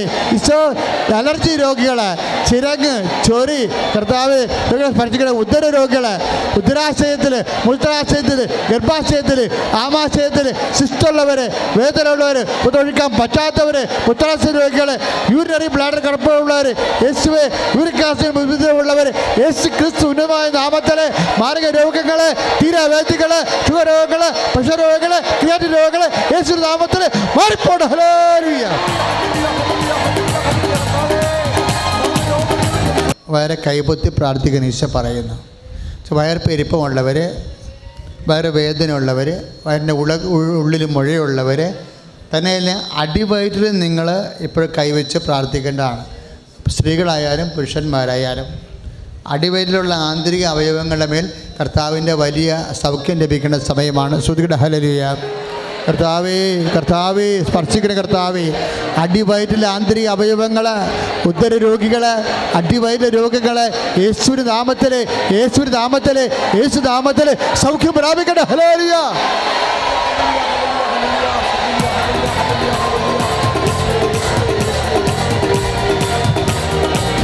കുറവ്, തൈറോയ്ഡ് രോഗങ്ങൾ, ടോൺസിറ്റ് രോഗങ്ങൾ, അവിടെ എല്ലാം നിങ്ങൾ രോഗങ്ങളുള്ളവർ ഇപ്പോൾ കൈവച്ചുകൊണ്ട് ശ്രുതിയുടെ ഹല്ലേലൂയ. നല്ലനായ ഈശോ, ഒന്നും സാധ്യമില്ലാത്തവനെ ഈശോ, എല്ലാ സത്യമായവനെ ഈശോ, നിനക്ക് സ്വസ്ഥവും നിനക്ക് സ്തുതിയും നിനക്ക് ബഹുമാനവും നിനക്ക് ആരാധന അർപ്പിക്കുന്നു. എൻ്റെ കർത്താവിൻ്റെ ഉന്നതമായ നാമത്തിൽ ഇപ്പോൾ കൈവച്ചിരിക്കുന്ന രോഗങ്ങൾ സാക്ഷ്യം പറയാൻ സാധിക്കുന്ന വിധത്തിൽ യേശു നാമത്തിൽ സൗഖ്യം പ്രാപിക്കേണ്ട. ഹല്ലേലൂയ. പ്രിയമുള്ളവരെ, ജീവിത രംഗങ്ങൾ ഓരോന്നായി ഈശോൻ്റെ തിരുസന്നിധിയിൽ നമ്മൾ സമർപ്പിച്ച് വിടുതലിന് വേണ്ടി പ്രാർത്ഥിക്കുന്ന സമയമാണ്. നിങ്ങൾക്കറിയാം, ഉടമ്പടിയും കൃപാസനവും ഒക്കെ അതിൻ്റെ കാരിസം തന്നെ എന്താ? ആദ്യകാലം മുതലേ ഇപ്പോൾ ഉടമ്പടിയൊക്കെ എടുത്തപ്പോൾ നമുക്ക് ക്ലെയിം ആയെന്നാണ്. പക്ഷേ ഇതൊക്കെ മുമ്പ് ഇവിടെ ജീവിതത്തിൻ്റെ എല്ലാ മണ്ഡലങ്ങളെയും ദൈവം അനുഗ്രഹിക്കുന്നുണ്ടായിരുന്നു. പക്ഷേ ഇപ്പോഴത് കൂടിയെന്നേ ഉള്ളൂ. ഒരു 3 ഇരട്ടിയോ 4 ഇരട്ടിയോ കൂടി ഉടമ്പടി ആയപ്പോഴും. വസ്തു വിൽപ്പന, വസ്തു വാങ്ങിക്കുക, പ്രമോഷൻ, ട്രാൻസ്ഫർ, നൈപുണ്യ പരീക്ഷ, യോഗ്യതാ പരീക്ഷ, കേസ്, സ്ഥലമളവ്, കോടതി, യാത്ര, വിസ, പെർമനൻ്റ് വിസ, എമിഗ്രേഷൻ, പലതരത്തിലുള്ള സാങ്കേതിക രേഖാമൂലമുള്ള കുരുക്കുകൾ, വിദേശ രാജ്യത്ത് അകപ്പെട്ടു പോയവർ, വരാൻ നിർവാഹമില്ലാത്തവർ, അങ്ങനെ എത്രയോ പേരെയാ അമ്മ ഉടമ്പടിയിലൂടെ കണ്ണുനീരൊപ്പി പൊതുജീവിതത്തിലേക്ക് കൊണ്ടുവരണത്. അതുപോലെ നിങ്ങളും വരും. നിങ്ങൾ പറയണം, അമ്മ പ്രത്യക്ഷപ്പെട്ട ആൾത്താറിൽ എനിക്കും കയറി സാക്ഷ്യം പറഞ്ഞ് ദൈവത്തെ മഹത്വപ്പെടുത്തണം. നിങ്ങളും പറയണം, എവിടെയെല്ലാം ആയാലും ഞാൻ വിശുദ്ധിയോടെ ജീവിക്കും. ഞാൻ രക്ഷപ്പെട്ട് കഴിഞ്ഞാൽ ഒരിക്കലും പിന്നെ ദൈവത്തെ വിട്ടു നിൽക്കത്തില്ല, തിന്മയിലേക്ക് പോകത്തുമില്ല എന്ന് പറഞ്ഞ് ഞാൻ രക്ഷപ്പെട്ട പിന്നീട് ഒരിക്കലും തിന്മയിലേക്ക് വീഴത്തില്ല. യേശുവിൻ്റെ മകനായി, യേശുവിൻ്റെ മകളായി ജീവിച്ചു കൊള്ളാം. എൻ്റെ കർത്താവേ, ഞങ്ങൾ മക്കൾ ഒരേ മനസ്സോടെ കണ്ണീരോടെ പ്രാർത്ഥിക്കുന്നു. സാമ്പത്തിക മേഖലകൾ, വരുമാന മേഖലകൾ, സാമ്പത്തിക കടങ്ങൾ, തൊഴിൽ മേഖലകൾ, ഞങ്ങളുടെ വിദ്യാഭ്യാസ രംഗങ്ങൾ, സാങ്കേതിക രേഖകളുടെ രംഗങ്ങൾ, പരീക്ഷകൾ, ഇൻ്റർവ്യൂകൾ, യാത്രകൾ, ദൈവ തിരുസന്നിധിയിൽ വെച്ചിട്ടുള്ള ഉയർത്തിയിട്ടുള്ള ഓരോ വിഷയങ്ങളുടെ മേലും പരിശുദ്ധ അമ്മയുടെ മധ്യസ്ഥതയാൽ യേശുവിൻ്റെ ശക്തി ഒരുക്കട്ടെ. പുതിയ വരുമാന മാർഗങ്ങൾ, പുതിയ സാമ്പത്തിക കടങ്ങൾ പരിഹരിക്കുന്നുള്ള പുതിയ വരുമാന മാർഗങ്ങൾ, പുതിയ വഴികൾ ദൈവത്തിൻ്റെ കൃപയാൽ ലഭിക്കട്ടെ. യാത്രയുടെ തടസ്സങ്ങൾ യേശു നാമത്തിൽ മാറിപ്പോകട്ടെ. സന്താനങ്ങൾ, മക്കൾ ഇല്ലാത്തവർ, തെറ്റായ പ്രണയത്തിൽ അകപ്പെട്ടു പോയവർ, കുടുംബത്തിൻ്റെ സമാധാനം നഷ്ടപ്പെട്ടവർ, ദൈവമേ, കണ്ണീരോട് ഉടമ്പടി ചെയ്ത ഓരോ വിഷയങ്ങളുടെ മേല് മാർഗരോഗങ്ങൾ, തീരവേദനകൾ, ദുരിതങ്ങൾ മക്കളെ, ഉടമ്പടിയുടെ ഏറ്റവും വലിയ അടിസ്ഥാന വാഗ്ദാനങ്ങൾ ഒന്നാണ് നിൻ്റെ സന്തതികൾ മൂലം ലോകത്തിലെ എല്ലാ സന്തതികളും അനുഗ്രഹിക്കപ്പെടും. നമ്മൾ ഉൽപ്പത്തി 33:18 വായിക്കുന്ന വലിയ അടിസ്ഥാന മെസ്സേജാണ്. സന്താനങ്ങൾ ഒത്തിരി അനുഗ്രഹിക്കപ്പെടുന്നുണ്ട്. നിങ്ങൾ കേൾക്കുമ്പോൾ അറിയാം. MOH, HAD, IELTS, പഠന പുരോഗതി, വലിയ മാർക്ക് വാങ്ങി മെറിറ്റിലോട്ട് വരുന്നവർ. അപ്പോൾ സന്താനങ്ങളുടെ മേഖലയിൽ, അതുപോലെ തെറ്റായ പ്രണയത്തിൽ കുടുങ്ങി അകപ്പെട്ടു പോയവർ, അങ്ങനെ സന്താന മേഖലയിലെല്ലാം വലിയ വിടുതൽ നമുക്ക് ലഭിക്കുന്നതിൻ്റെ കാരണം സന്താനങ്ങൾ പോലും ഉണ്ടാവുന്നത്. കാര്യം 22 കൊല്ലം ഒക്കെ മക്കളില്ലാതെ ഉടമ്പടി ചെയ്യുമ്പോൾ മക്കൾ കിട്ടണത് 11 കൊല്ലം, 16 കൊല്ലം, അങ്ങനെ ഓരോ റേഞ്ചിൽ. അപ്പോൾ ഈ സന്താനങ്ങൾക്കുള്ള അടിസ്ഥാന വാഗ്ദാനമാണ്, ഉടമ്പടി വാഗ്ദാനമാണ് ദൈവം കൊടുത്തിരിക്കുന്നത്. അതുകൊണ്ടാണ് നമുക്ക് സന്താനങ്ങളെ കിട്ടണതും. ഒരു മാർഗ്ഗമില്ലെങ്കിലും സന്താനങ്ങളെ ദൈവം തരും. അപ്പോൾ സന്താനങ്ങളുടെ അനുഗ്രഹങ്ങളെല്ലാം, അതാണ് ഇത്രയും ചെറുപ്പക്കാർ പറഞ്ഞതും ഒത്തിരി പേരൊക്കെ ഇപ്പോൾ അവർക്ക് സാക്ഷ്യം പറയാൻ കഴിയണതും ഒക്കെ അതാണ്. സന്താനങ്ങളുള്ള ദൈവത്തിൻ്റെ വാഗ്ദാനപ്രദം, ഉടമ്പടിയുടെ പരിധി വരുന്ന വാഗ്ദാനത്തിൻ്റെ സബ്ജക്റ്റാണ് സന്താനങ്ങളിലൂടെ മറ്റുള്ള സന്താനങ്ങൾ അനുഗ്രഹിക്കപ്പെടുന്നത്. അപ്പോൾ അത് മൗനമായിട്ട് പ്രാർത്ഥിക്കേണ്ട ഒരു സമയമാണ്. നിങ്ങൾ ഉടമ്പടി ചെയ്തവരെ, മക്കൾക്ക് വേണ്ടി ഉടമ്പടി ചെയ്തവരുണ്ട്, മക്കൾ തന്നെ ഉടമ്പടി ചെയ്തവരുണ്ട്. അതെല്ലാം ഇപ്പോൾ ഓർക്കണം. ഉടമ്പടി ചെയ്യാനിരിക്കുന്നവരുണ്ട്, അത് അവർ ഓർക്കണം. പഠനമായാലും ജോലിയായാലും വിസയായാലും സ്റ്റഡി വിസയായാലും പൈസ കൊടുത്തിട്ട് കളിപ്പിക്കപ്പെട്ട ആൾക്കാരായാലുണ്ട്. അറിയാതെ പൈസ കൊടുത്തിട്ട് കളിപ്പിക്കപ്പെട്ടിട്ട് പൈസ കിട്ടാതിരിക്കുന്നവരില്ലേ, അവരൊക്കെ പ്രാർത്ഥിക്കേണ്ട സമയമാണ്. കർത്താവിൻ്റെ തിരുസന്നിധിയിൽ അച്ഛൻ നിങ്ങൾക്ക് വേണ്ടി പ്രാർത്ഥിക്കുന്നതാണ്. മക്കളില്ലാത്തവർ പ്രാർത്ഥിക്കണം. ഇപ്പം 36 വയസ്സുള്ള കല്യാണങ്ങൾ നടക്കുന്നു, 32 വയസ്സ് 34 വയസ്സുള്ളവരുടെ കല്യാണമൊക്കെ നടക്കുന്നതാണ്. അതെല്ലാം ഉടമ്പടി പ്രകാരമുള്ള സന്താനങ്ങളുമായി ബന്ധപ്പെട്ടുള്ള സാക്ഷ്യങ്ങളാണ്.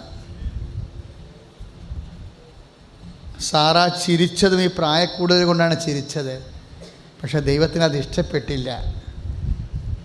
ഉടമ്പടിയുടെ ഭാഗമാണ്. നിനക്കെത്ര പ്രായമായാലും ദൈവം തീരുമാനിച്ചാൽ അത് നിനക്ക് അനുഭവിക്കാൻ പറ്റും. അപ്പം പ്രായക്കൂടുതൽ കൊണ്ട് സാറ ചിരിച്ചു. നിൻ്റെ പ്രായക്കൂടുതൽ 36 40 വയസ്സാണെന്ന് ചിരിക്കൊന്നും വേണ്ട. നിനക്ക് ജീവിത പങ്കാളിയെ കിട്ടണമെന്ന് നിനക്ക് ആഗ്രഹിക്കുന്നുണ്ടെങ്കിൽ മൗനമായി നിനക്ക് പ്രാർത്ഥിക്കാം.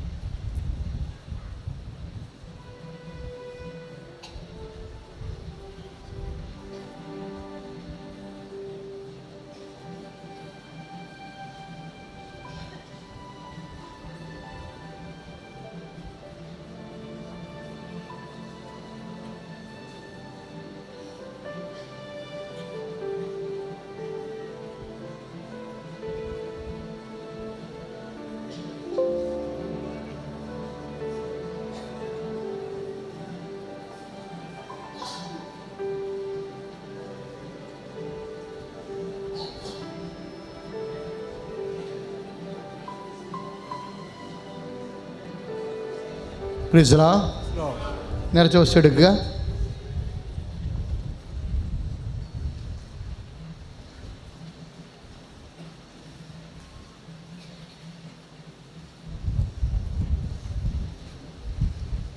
മക്കളെ, കൃപാസനത്തിലെ ഏറ്റവും വലിയ നേർച്ച വസ്തു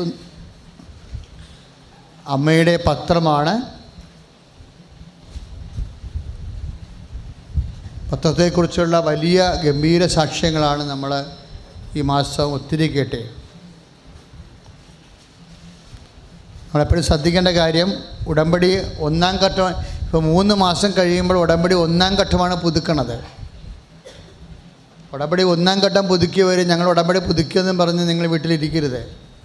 ഈ രാജ്യത്തുണ്ടെങ്കിൽ നിങ്ങൾ വന്ന് പ്രാർത്ഥന കൂടണം. കാര്യം ഉടമ്പടിയുടെ രീതി അനുസരിച്ച് 4 പ്രാവശ്യം നമുക്കത് പുതുക്കാൻ പറ്റും. ആദ്യങ്ങൾ ഉടമ്പടി വെളിപ്പെടുത്തുമ്പോഴും ആ 4 പുതുക്കൽ കഴിയുന്നതിനുള്ളിൽ നിങ്ങളുടെ കാര്യങ്ങൾക്കെല്ലാം ദൈവികമായ ഇടപെടലുണ്ടാവും. പക്ഷേ എപ്പോഴും ശ്രദ്ധിക്കേണ്ടത്, ചില കാര്യങ്ങൾ ദൈവം ഇടപെടലുണ്ടാവും. അത് നമ്മുടെ കൈ കിട്ടാൻ വേണ്ടിയുള്ള താമസമാണ് വരുന്നത്. അല്ലാതെ ദൈവത്തിൻ്റെ അനുഗ്രഹത്തിൻ്റെ താമസമല്ലത്. അതൊക്കെ കൗൺസിൽ ചെയ്യുമ്പോഴാണ് അറിയണത്. ഇപ്പോൾ കൗൺസിലിംഗ് ചെയ്യണതിന് ഇപ്പോൾ ഉള്ള സംവിധാനം എന്ന് പറയണത്, ഉടമ്പടിയും കൗൺസിലിംഗും തമ്മിൽ ബന്ധമില്ല. അത് ഉടമ്പടി അമ്മയോട് ചെയ്തിട്ട് അമ്മ നേരിട്ട് നിങ്ങളെ സഹായിക്കുന്ന വിഷയമാണ്. അതാണ് സാക്ഷ്യം പറയുന്നതിൽ 15 ഉടമ്പടി കൗൺസിലിംഗ് ചെയ്യാത്ത ആൾക്കാരാണ് സാക്ഷ്യം പറയുന്നത്. അമ്മ നേരിട്ട് അനുഗ്രഹിക്കുന്നതാണ്. അത് ഉടമ്പടി ചെയ്യുന്ന ദിവസം മുതൽ ആരംഭിക്കും ആ അനുഗ്രഹം. അത് നമുക്ക് സാക്ഷ്യത്തിൽ മനസ്സിലാകും. പക്ഷെ ചില ആൾക്കാർക്ക് ഒരു കൺഫ്യൂഷൻ വരും. ഇപ്പോൾ പൈസയൊക്കെ കൊടുക്കണമെന്നുണ്ടെങ്കിൽ അച്ഛനോട് ചോദിച്ചിട്ട് കൊടുക്കാം. അങ്ങനെ ഒരു കൺഫ്യൂഷൻ വന്നാൽ അത് സത്യസന്ധമാണ്. ചോദിക്കാൻ വേണ്ടി ചോദിക്കരുത്. അതൊക്കെ വരുമ്പോൾ ചിലപ്പോൾ അച്ഛൻ ദേഷ്യപ്പെട്ടെന്ന് വരും. കാര്യം നിങ്ങളുടെ അരൂപി കറക്റ്റല്ലെങ്കിൽ അപ്പം എനിക്ക് ദേഷ്യം വരും. കാര്യം നിങ്ങൾക്ക് കൊടുക്കാൻ ഉദ്ദേശമില്ല, പോകാനും ഉദ്ദേശമില്ല. എന്നാൽ അച്ഛനെ കണ്ടതല്ലേ, എന്നാൽ ഒന്ന് കീശിയേക്കാമെന്ന് വിചാരിച്ചുകൊണ്ട് ചുമ്മാ ചോദിക്കും. നിങ്ങൾ ചോദിക്കണ ചോദ്യം അച്ഛനോടല്ലെന്ന് ഓർത്തേക്കണം നിങ്ങൾ. അത് ആ സമയത്ത് ദൈവത്തോട് നമ്മൾ ചോദിക്കുകയാണ്. ഞാനൊരു മീഡിയ വഴിയോടെ നിൽക്കണമെന്നേ ഉള്ളൂ. ഇപ്പോൾ സീരിയസ് വിഷയമാണെങ്കിൽ, സത്യസന്ധമാണെങ്കിൽ നിങ്ങൾക്ക് ഉടമ്പടി പുതുക്കിയ കാർഡ് കാണിച്ചാൽ തീർച്ചയായിട്ടും നിങ്ങളിപ്പോൾ ഇപ്പോൾ പൈസ ഇല്ലേ ഇവിടെ ഉടമ്പടി അടുത്ത കൊല്ലം വരെയുള്ളവർ 2020 ഡിസംബർ വരെയുള്ള ആൾക്കാർ അച്ഛനെ കാണാൻ അവിടെ ചീട്ടെടുത്ത് പോയിട്ടുണ്ട്. പക്ഷേ ഇപ്പം ഞാൻ ചെയ്യണമെന്ന് വെച്ച് കഴിഞ്ഞാൽ ഉടമ്പടി പുതുക്കിയവരൊക്കെ ഈ പ്രാർത്ഥനാ ദിവസം എമർജൻസി കേസ് എല്ലാം എടുക്കും. ഒരു 10-40 പേര് വരെ എടുക്കും. 40 പേര് വരെ എടുക്കാനേ പറ്റത്തുള്ളൂ. അപ്പോൾ തന്നെ മണി 7 ആവും. ഞാൻ തളരും. ഞാൻ തളർന്നു കഴിഞ്ഞാൽ പിന്നെ എടുത്ത മെസ്സേജും ആകത്തില്ല, ഒന്നും ആകത്തില്ല. പിന്നെ എങ്ങോട്ട് പോരും. അപ്പോൾ ഇപ്പോൾ ചെയ്യണമെന്ന് വെച്ച് കഴിഞ്ഞാൽ എമർജൻസി അപ്പോൾ പുതുക്കി വെക്കണം എപ്പോഴും നല്ലതാണ്. കാര്യം ഞാൻ എന്തെങ്കിലും വിഷയം ഉണ്ടെങ്കിൽ ചോദിക്കണത് ഉടമ്പടി പുതുക്കിയതാണെന്നേ ചോദിക്കത്തുള്ളൂ. ഉടമ്പടി എടുത്തതാണെന്ന് ചോദിച്ചാൽ ഉടമ്പടി സ്ഥിരീകരിക്കണമെങ്കിൽ ഉടമ്പടി പുതുക്കണം. ഉടമ്പടി സ്ഥിരീകരിക്കണമെങ്കിൽ ആ ഉടമ്പടി പുതുക്കിയിരിക്കണം. അപ്പോൾ പുതുക്കിയതാണെന്ന് ചോദിക്കത്തുള്ളൂ, ഞാൻ ആ കവറിൽ നോക്കത്തുള്ളൂ. അതുകൊണ്ടാണ് എല്ലാവർക്കും കൗൺസിലേഴ്സിനും പുതുക്കാൻ പറ്റത്തില്ലല്ലോ. 1-2 പേർക്ക് മാത്രമേ പുതുക്കാൻ അനുവാദമുള്ളൂ. വളരെ സീനിയറായിട്ടുള്ളവർ ഉടമ്പടിയുടെ എല്ലാ കാര്യങ്ങളും ഏറെക്കുറെ അറിയാവുന്നവർക്ക് ഉടമ്പടി പുതുക്കാൻ പറ്റത്തുള്ളൂ. കാര്യം നിങ്ങളിതിൻ്റെ കള്ളത്തരം പറയാമല്ലോ. ഉടമ്പടി എടുത്ത് വീട്ടിൽ ഇരുന്നിട്ട് നാട്ടുകാരെ കൊണ്ട് പത്രം മേടിപ്പിച്ചിട്ട് പുതുക്കാൻ വേണ്ടി വരും. അങ്ങനെയൊക്കെ ഒരിക്കലും ദൈവത്തിനെ പറ്റിക്കരുത്. ചില ആൾക്കാർ ഉടമ്പടി എടുക്കും, ആദ്യ പ്രാർത്ഥനയ്ക്ക് വരും, പിന്നെ വീട്ടിൽ ഇരുന്നിട്ട് നാത്തൂനും പ്രാർത്ഥനയ്ക്ക് പോകുന്നുണ്ട്, നാത്തൂനെ വീട്ടിൽ 25 പത്രം മേടിച്ച് ചീട്ട് മേടിച്ച് വെച്ചുകൊണ്ടിരിക്കും. എന്നിട്ട് ആ ചീട്ട് വെച്ചുകൊണ്ട് പുതുക്കാൻ വരും. അപ്പോൾ ഇപ്പോൾ നമ്മൾ ശ്രദ്ധിക്കേണ്ടതെന്ന് വെച്ച് കഴിഞ്ഞാൽ അപ്പം തന്നെ നിങ്ങളുടെ കാര്യത്തിലൊരു തീരുമാനമായി. കാര്യം നിങ്ങൾ ഫ്രോഡാണ്, ദൈവത്തിനെ പറ്റിച്ചിരിക്കുകയാണ്. അപ്പോഴും ഉടമ്പടി എടുത്തിട്ട് അവിടെയും പറ്റിക്കലാണെന്നുണ്ടെങ്കിൽ നിങ്ങളുടെ ജീവിതകാലം മുഴുവൻ ഒരു പറ്റിക്കലായിരിക്കും. അപ്പോൾ തീക്കൊള്ളി കൊണ്ടൊന്നും തല ചുറകി ആരും പത്രാസ് കാണിക്കാനോ കേമത്തം നടിക്കാനോ ഒന്നും ഉദ്ദേശിക്കേണ്ട. കാര്യം ഈ സാധനം അവസാനം എപ്പോഴെങ്കിലും ഒരു സീരിയസ് വിഷയം വരുമ്പോൾ നിങ്ങൾക്ക് എന്നെ കാണേണ്ടി വരും. അപ്പോൾ ഈ പത്രം എല്ലാം പ്രശ്നമാകും. കാര്യം അച്ഛനാണെങ്കിൽ പ്രേക്ഷിത പ്രവർത്തനത്തിന് ഒരു കോംപ്രമൈസും ചെയ്യത്തില്ല. ഞാൻ വിഷയമല്ല നോക്കണത്, ഉടമ്പടിയോട് വിശ്വസ്തതയാണ് നോക്കണത്. വിഷയമല്ല നോക്കണത്, വിശ്വസ്തതയാണ് നോക്കണത്. അതുകൊണ്ട് പത്രത്തിൻ്റെ ഉടമ്പടി ചെയ്ത കാലം മുതലുള്ള പത്രത്തിൻ്റെ കാർഡെല്ലാം ഉണ്ടാകും നോക്കും. ഇല്ലെന്നുണ്ടെങ്കിൽ നിങ്ങളതിന് സമാധാനം പറയേണ്ടി വരും ഒരു വിഷയം വരുമ്പോൾ. കാര്യം നമുക്കൊരു മെസ്സേജ് കിട്ടേണ്ടത് നിങ്ങളായിട്ട് കളയരുത്. ഒരു വിഷയം വന്നാൽ ചിലപ്പോൾ ഒരു 5 മിനിറ്റ് മതി. അപ്പോൾ നിങ്ങൾ ക്രാസ് ഇപ്പോൾ ഈ ഉടമ്പടി പുതുക്കിയ ആൾക്കാർ അത്യാവശ്യത്തെ കാണാനുള്ളൊരു 40 പേർക്ക് ഈ ക്രാസിൽ നിന്നാൽ ഞാൻ ഇന്ന് ക്രാസ് മുഴുവൻ സന്ദർശിച്ചിട്ട് ഇവരുടെ പേപ്പറെല്ലാം നോക്കിയിട്ട് അവരോട് സംസാരിക്കും. പിന്നെ അത്യാവശ്യക്കാരെ നിൽക്കാവോ? അത് നമുക്ക് കേൾക്കുമ്പോൾ അറിയാം അത്യാവശ്യമാണ്, ഇത് ഈ ആഴ്ച തീരുമാനം എടുക്കേണ്ടതാണ്. ഇപ്പോൾ 2 കല്യാണം 3 കല്യാണം ഒരുമിച്ച് വന്നിട്ട് പലർക്കും പല രീതികളാണ്. അപ്പോൾ നിങ്ങൾക്കൊരു താല്പര്യം ഇതിൽ ഏതെങ്കിലും ദൈവഹിതമാണെന്ന് അറിയണമെന്ന് തോന്നിയാൽ കൺഫ്യൂഷനായി വീട്ടിൽ തർക്കവും ബഹളവും ഒക്കെയാണ് വിചാരിച്ചോ, അങ്ങനെയാണെങ്കിൽ നിങ്ങൾക്ക് അച്ഛനോട് ചോദിക്കാം, അച്ഛാ ഇതിൻ്റെ ഏതാണെന്ന് ചോദിക്കാം. പക്ഷേ കാര്യമുണ്ട്, അച്ഛനോട് ചോദിക്കുമ്പോൾ ഒരു പ്രശ്നം എന്ന് വെച്ചാൽ ചിലപ്പോൾ ജോലിയുള്ള ആൾക്കാരുടെ മെസ്സേജ് കിട്ടത്തില്ല, ജോലി ഇല്ലാത്തവരായിരിക്കും ചിലപ്പോൾ മെസ്സേജ് വരണത്. അപ്പോൾ നിങ്ങൾ വീട്ടിൽ ചെല്ലുമ്പോൾ പറയും, അയ്യോ ജോലി ഇല്ലാത്തതാണല്ലോ, ഇത് എന്നാ കാണിക്കാനാണ്. ചിലപ്പോൾ ഈ നിങ്ങൾ ജോലി ഉണ്ടെന്ന് ഇന്ന് പറയുന്ന ആൾ ചിലപ്പോൾ 2 കൊല്ലം കഴിയുമ്പോൾ ആ ജോലി പോകും. ജോലി ഇല്ലെന്ന് ഇന്ന് പറയുന്ന ആൾ ചിലപ്പോൾ നല്ല ജോലി കിട്ടിയെന്ന് വരും. അപ്പോൾ ദൈവം ആ കറക്റ്റ് അനുസരിച്ച്, ഞാൻ 25 കൊല്ലമായിട്ട് തന്നെയല്ലേ ജോലി. അപ്പോൾ നമുക്ക് കേൾക്കുമ്പോൾ അറിയാം ഒരു സംഭവം. അതുകൊണ്ട് മെസ്സേജ് വരുമ്പോൾ എൻ്റെ മക്കൾ ശ്രദ്ധിക്കേണ്ടത്, എന്തെങ്കിലും അച്ഛനൊക്കെന്ന് കേട്ടാൽ അത് നടപ്പിലാക്കാൻ തീരുമാനിക്കാനുള്ള കഴിവ് നിങ്ങൾക്ക് ഉണ്ടാകണം. അല്ലെങ്കിൽ ഇവിടുന്ന് കേട്ടിട്ട് ദൈവത്തിൽ നിന്നൊരു വാചനം സന്ദേശം കേട്ടിട്ട് വീട്ടിൽ പോയി വേറെ വല്ലതും ചെയ്ത് പിടിപ്പിച്ചാൽ പണി പാളും. പിന്നെ ഒരിക്കലും ദൈവം നിങ്ങളോട് സംസാരിക്കത്തില്ല. കാര്യം അത്രയും സീരിയസ് ആണ്. അതുകൊണ്ടാണ് മെസ്സേജ് ചോദിക്കുമ്പോൾ നടപ്പിൽ വരുത്തേണ്ട വിഷയം അല്ലെങ്കിൽ നിങ്ങൾ നടപ്പിൽ വരുത്തിയേക്കണം. ചോദിച്ചില്ലേ കുഴപ്പമില്ല, നിങ്ങൾക്കറിയാം ദൈവത്തിൻ്റെ മനസ്സറിയത്തില്ലല്ലോ, അറിയാതെ നിങ്ങൾ ചെയ്താൽ, അറിഞ്ഞിട്ട് ചെയ്താൽ പിന്നെ അത് മാരകമായ വിഷയമായി മാറും. അതങ്ങനെ ചെയ്യരുത്. പക്ഷേ സഹായിക്കാനുള്ള നിങ്ങളൊക്കെ ആണെങ്കിൽ കർത്താവിനൊരു പ്രശ്നവുമില്ല, നിങ്ങളെ സഹായിക്കും. അപ്പം അങ്ങനെ ഇപ്പോൾ എല്ലാ പ്രാർത്ഥനയ്ക്കും 40-50 പേരെ വെച്ച് എടുക്കാമെന്ന് തീരുമാനിച്ചിരിക്കുകയാണ്. അല്ലെങ്കിൽ നിങ്ങൾ 2 കൊല്ലമൊക്കെ കാത്തു നിൽക്കേണ്ടി വരും. ഇവിടുത്തെ അവസ്ഥ അങ്ങനെയാണ്. കാര്യം ഒരു ദിവസം തന്നെ 700 പേര് 400 പേര് 500 പേരൊക്കെയാണ് ഉടമ്പടി എടുക്കുന്നത്. ഇപ്പം എങ്ങനെ കണ്ടു തീർക്കും? ഇപ്പം കാണാൻ വേണ്ടി ആരും ഉടമ്പടി എടുക്കരുത്, അമ്മയെ കാണാൻ വേണ്ടി ഉടമ്പടി എടുക്കണം. പിന്നെ ഞാൻ എൻ്റെ മനസ്സാക്ഷിക്ക് പറയണതാണ്, ഒരു അവസ്ഥയിൽ വന്നുപെട്ട സഹായിക്കാനുള്ള മനസ്സുകൊണ്ടാണ് ഞാൻ അങ്ങനെ പറയണത്. അല്ല ആരോഗ്യം ഉണ്ടായിട്ട് ആവതുണ്ടായിട്ട് പറയണമല്ല, അതൊരു മനസ്സ് കൊണ്ട് പറയണതാണ്. അപ്പം എൻ്റെ മക്കൾ പരമാവധി അമ്മയെക്കൊണ്ട് തന്നെ എല്ലാം നേടാൻ നോക്കണം. അങ്ങനെയാണ് ഉടമ്പടിയുടെ രീതികളെന്ന് പറയുന്നത്. Praise the Lord. പിന്നെ വിദേശത്ത് വരുന്നവർക്ക് ഇപ്പോൾ ഭയങ്കര സങ്കടമുണ്ട്. കാര്യം അവർ ചിലപ്പോൾ ഇപ്പോൾ ഒരു ചേച്ചി വന്ന് പറഞ്ഞത്, എൻ്റെ അമ്മയുടെ അസുഖത്തിന് വേണ്ടി വന്നതാണ്, അപ്പം നാട്ടിൽ വരുമ്പോൾ ഉടമ്പടി എടുക്കാമെന്ന് വിചാരിച്ചുകൊണ്ട് വന്നതാണ്. ഇപ്പോൾ വിദേശ ആൾക്കാർക്ക് ഉടമ്പടി എടുക്കാൻ പറ്റത്തില്ലായിരുന്നല്ലോ, എടുക്കാൻ പറ്റത്തില്ല. കാര്യം അവർക്ക് പ്രാർത്ഥന കൂടാൻ പറ്റാത്തത് കൊണ്ടാണ്. പ്രാർത്ഥന ഇവിടെ വന്ന് കൂടുക എന്നുള്ളത് ഉടമ്പടിയുടെ മസ്റ്റായിട്ടുള്ള കാര്യമാണ്. ഇപ്പം ഞങ്ങൾ പ്രാർത്ഥിച്ചൊരു തീരുമാനം എടുത്തിട്ടുണ്ട്, വിദേശത്ത് വന്ന് ലീവില്ലാത്തവർക്ക് അവിടെ ID കാണിക്കണം. അവരവിടെയാണെന്നുള്ളതിൻ്റെ ID കാണിച്ചാൽ അവർക്ക് ഒരു എപ്ഷൻ കൊടുക്കും. എന്താ, അവർക്ക് മഞ്ഞ ഉടമ്പടി കൊടുക്കും, യെല്ലോ ഉടമ്പടി. ഉടമ്പടി പ്രകാരം അവർ പത്രത്തിൻ്റെ പ്രേക്ഷിത പ്രവർത്തനം ചെയ്യണം. പിന്നെ യൂട്യൂബിൽ മാത്രം ധ്യാനം കൂടിയാൽ മതി. കാരണം അവർക്ക് ടിക്കറ്റ് ബുധനാഴ്ച പോകാനുള്ള ആൾക്കാരാണ്, അവർക്ക് വരാൻ പറ്റത്തില്ല. അപ്പോൾ അവർക്കൊണ്ട് യൂട്യൂബിൽ മാത്രം, സോഷ്യൽ മീഡിയയിൽ ഇപ്പോൾ ഈശോ അത്ഭുതം തുടങ്ങിയില്ല. അത് വലിയ ഭാഗ്യമായിപ്പോയി, അത് വലിയ അനുഗ്രഹമായെന്നേ ഞാൻ പറയത്തുള്ളൂ. കാര്യം അതൊക്കെ കർത്താവിൻ്റെ ഒരു സ്ഥിരീകരണമാണ്. കാര്യം അകല രാജ്യങ്ങളുള്ള ആൾക്കാരെ ഉദ്ദേശിച്ച് ചെയ്തിരിക്കുന്ന പരിപാടിയാണത്. അപ്പോൾ അത് വലിയ ഭാഗ്യമായി. ആ സാക്ഷ്യപ്പെട്ട് അനുഭവം വന്നപ്പോഴാണ് ഇങ്ങനെ ഒരു ഐഡിയ എത്തിയത്. അപ്പോൾ അതുകൊണ്ട് അവർ, പക്ഷേ നിങ്ങൾ സത്യസന്ധരാണെന്ന് അറിയാൻ വേണ്ടി 6 മാസത്തെ പത്രത്തിൻ്റെ പണം നിങ്ങൾ നേരത്തെ ഇവിടെ അടക്കണം. അല്ലെങ്കിൽ നാട്ടിലുള്ളവർ ഞങ്ങൾ വിദേശികളാണെന്ന് പറഞ്ഞ് വരൂ, മലയാളിയല്ലേ, കാര്യം കാണാൻ എന്ത് വേണേലും പറയുവർ. അപ്പം അതുകൊണ്ട് അതൊന്നും അംഗീകരിക്കത്തില്ല. സിസ്റ്ററിനോട് മാനേജറിനോട് സംസാരിക്കാൻ അവർക്ക് അനുവാദമുള്ളൂ, വേറെ ഒരു കമ്മ്യൂണിക്കേഷനെ ഏൽപ്പിച്ചിട്ടില്ല. സത്യസന്ധമായിട്ട് അവർ വിദേശത്ത് തന്നെയാണെന്ന് ഉറപ്പ് വന്നാൽ അവരുടെ പ്രൂഫെല്ലാം കാണിച്ചു കഴിഞ്ഞാൽ അവർക്ക് ഉടമ്പടി ചെയ്യാൻ അനുവദിച്ചു കഴിഞ്ഞാൽ മഞ്ഞ പേപ്പർ തരും. ഞങ്ങൾക്ക് മനസ്സിലായി, നിങ്ങളുടെ ഫയലിലൂടെ നിൽക്കുന്നതും മഞ്ഞ പേപ്പറായിരിക്കും. അപ്പോൾ അവർക്ക് 6 മാസത്തെ പത്രത്തിൻ്റെ കാർഡ് പൈസ അടച്ച് ചെയ്യുമ്പോൾ ഞങ്ങൾ പോസ്റ്റിൽ പത്രം അയച്ചു തരും. അപ്പോൾ അതിനു വേണ്ടിയാണ് മേടിക്കുന്നത്. പോസ്റ്റിൽ പത്രം അയച്ചു തന്നാൽ നിങ്ങൾ 5ഉം 10ഉം ഒക്കെ ആയിട്ട് എല്ലാ ദിവസവും പ്രാർത്ഥിച്ച് കൊടുത്ത് തീർക്കണം. പത്രം വാങ്ങുന്നവർ ആരായാലും ഒരിക്കലും പത്രം വീട്ടിൽ വെച്ചുകൊണ്ടിരിക്കരുത്. പക്ഷെ ഒരുമിച്ച് കൊണ്ടേ കൊടുക്കുകയും ചെയ്യരുത്. അത് എവിടെയെങ്കിലുമൊക്കെ ഇട്ട് പോവുകയേ ഉള്ളൂ. മറിച്ച് 5, 10ഒക്കെ ആയിട്ട് ആൾക്കാർക്ക് വ്യക്തിപരമായിട്ട് അത് കൊടുത്ത് പ്രാർത്ഥിച്ച് കൊടുക്കണം.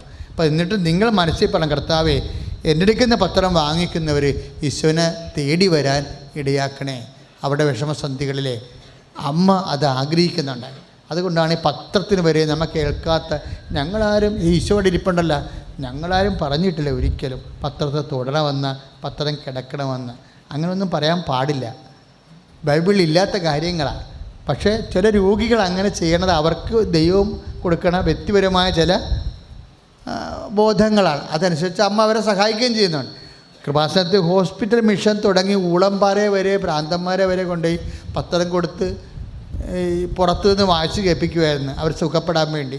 അങ്ങനെയൊക്കെയുള്ള കുറേ പണികളൊക്കെ ഇവിടെ ചെയ്തതുകൊണ്ടാണ് നമുക്ക് മനസ്സിലായി ദൈവത്തെ നമ്മൾ സീരിയസ് ആയിട്ട് എടുക്കണം. അല്ലെങ്കിൽ വല്ല നമുക്ക് ഭ്രാന്താണ്. ഭ്രാന്തന്മാർക്ക് കൊണ്ടുപോയി ചുവന്നുകൊണ്ട് പത്രം കൊണ്ടേ കൊടുത്തിട്ട് ഊളംപാറയെ പുറത്ത് നിന്നുകൊണ്ട് അവരുടെ അഴിക്ക് പുറത്ത് നിന്നുകൊണ്ട് അവരെ പത്രം വായിച്ച് കേൾപ്പിക്കും.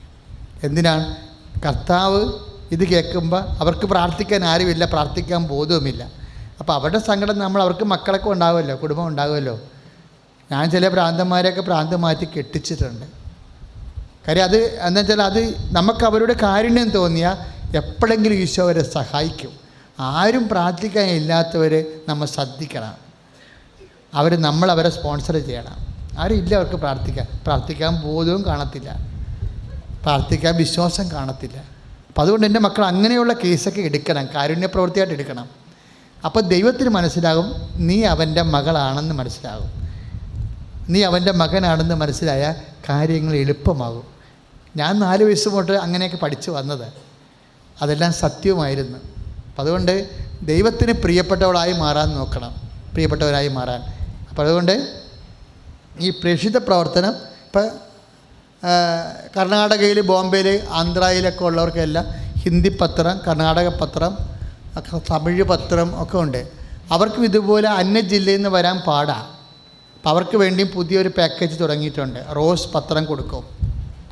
പക്ഷെ അവർക്ക് ഒരു പ്രാർത്ഥന കൂടേണ്ടി വരും. വിദേശികൾക്ക് പ്രാർത്ഥന കൂടേണ്ടെങ്കിലും അന്യ സംസ്ഥാനത്തിലുള്ളവർക്ക് ഒരു പ്രാർത്ഥന കൂടേണ്ടി വരും. ബാക്കി പ്രാർത്ഥന അവർ യൂട്യൂബിൽ കൂടിയാൽ മതി.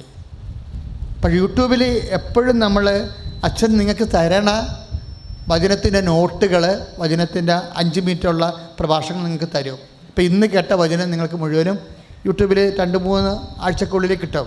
അപ്പോൾ അത് നിങ്ങൾ കേട്ട് രാവിലെ കാപ്പി അനത്തുമ്പോഴൊക്കെ അത് മൊബൈൽ ഓൺ ചെയ്ത് വെച്ച് ആ വചനം കേട്ടുകൊണ്ടിരുന്ന നിങ്ങൾ ഉടമ്പടി നിങ്ങൾ അനുസ്മരിച്ച് പ്രയർഫുള്ളായിരിക്കും. അപ്പോൾ പ്രെയർ ചെയ്യാൻ എളുപ്പമായിട്ട് വരും. തന്നെയല്ല, നിങ്ങളത് ഷെയർ ചെയ്യണം, മറ്റുള്ളവർക്ക് ഷെയർ ചെയ്യണം. കാര്യം അവരും കർത്താവിൻ്റെ വചനം നിങ്ങളിലൂടെ കേട്ടാൽ നിങ്ങൾ സുവിശേഷ പ്രവർത്തകനായി മാറും. അപ്പോൾ ദൈവം പ്രസാദിക്കാം. അപ്പം ഇങ്ങനെ എളുപ്പം ഉടമ്പടി പെട്ടെന്ന് സ്പീഡപ്പ് ചെയ്ത് നിങ്ങൾക്ക് രക്ഷപ്പെടാനുള്ള മാർഗ്ഗമാണ്. അച്ഛൻ അനുഭവിച്ചറിഞ്ഞ മാർഗ്ഗങ്ങളാണ് നിങ്ങളോട് തെറ്റാതെ പറഞ്ഞു തരണത്. മക്കളത് ഫോളോ ചെയ്യണം. പിന്നെ എപ്പോഴും നേർച്ച വസ്തുക്കൾ മേടിക്കുമ്പോൾ ഓർക്കേണ്ട കാര്യം എന്താ? കൃപാസനം നേർച്ച വസ്തുക്കൾ ഉടമ്പടി ചെയ്യാത്തവർക്ക് ജെറീക്കോ പ്രാർത്ഥന നടത്തിയാണ് അത് വെഞ്ചരിക്കണത്. അതുപോലെ തന്നെ ഉടമ്പടി നടത്തിയവർക്ക് കുർബാന ചൊല്ലി കുർബാന ഉടുപ്പ് കഴിച്ചിടാതെയാണ് അത് പ്രത്യേക പ്രാർത്ഥനയ്ക്ക് വെഞ്ചരിക്കണത്. അപ്പോൾ കൃപാസനത്തിൽ വരുമ്പോൾ നിങ്ങൾ കൃപാസനം നേർച്ച വസ്തു മാത്രമേ മേടിക്കാവൂ. അത് ഞങ്ങൾക്ക് പൈസ ഉണ്ടാക്കാനൊന്നുമല്ല. ഞങ്ങൾക്ക് പൈസ എനിക്കുണ്ടാക്കണമെങ്കിൽ ഒരു 10-100 കോടി രൂപ ഉണ്ടാക്കാമായിരുന്നു. എത്ര 20-30 കൊല്ലമായി ഞാൻ ശുശ്രൂഷ തുടങ്ങിയിട്ട്.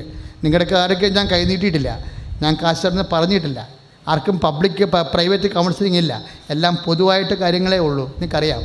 അപ്പം അതുകൊണ്ട് ഇവിടെ കൃപാസനം ചോദിച്ചിട്ടില്ല. ഇത് ഫ്രീ ബ്രേക്ക്ഫാസ്റ്റ് കൊടുക്കുന്ന ലോകത്തിലെ ഒരേ ഒരു ധ്യാനകേന്ദ്രമാണ്.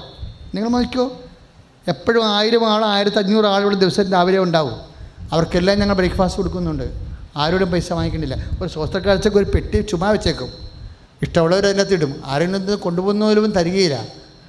അത് നിങ്ങൾക്കൊരു സാമ്പത്തിക സമ്മർദ്ദമായ ഭാരമായി ഞങ്ങൾ ഉണ്ടാക്കിയിട്ടില്ല. പക്ഷേ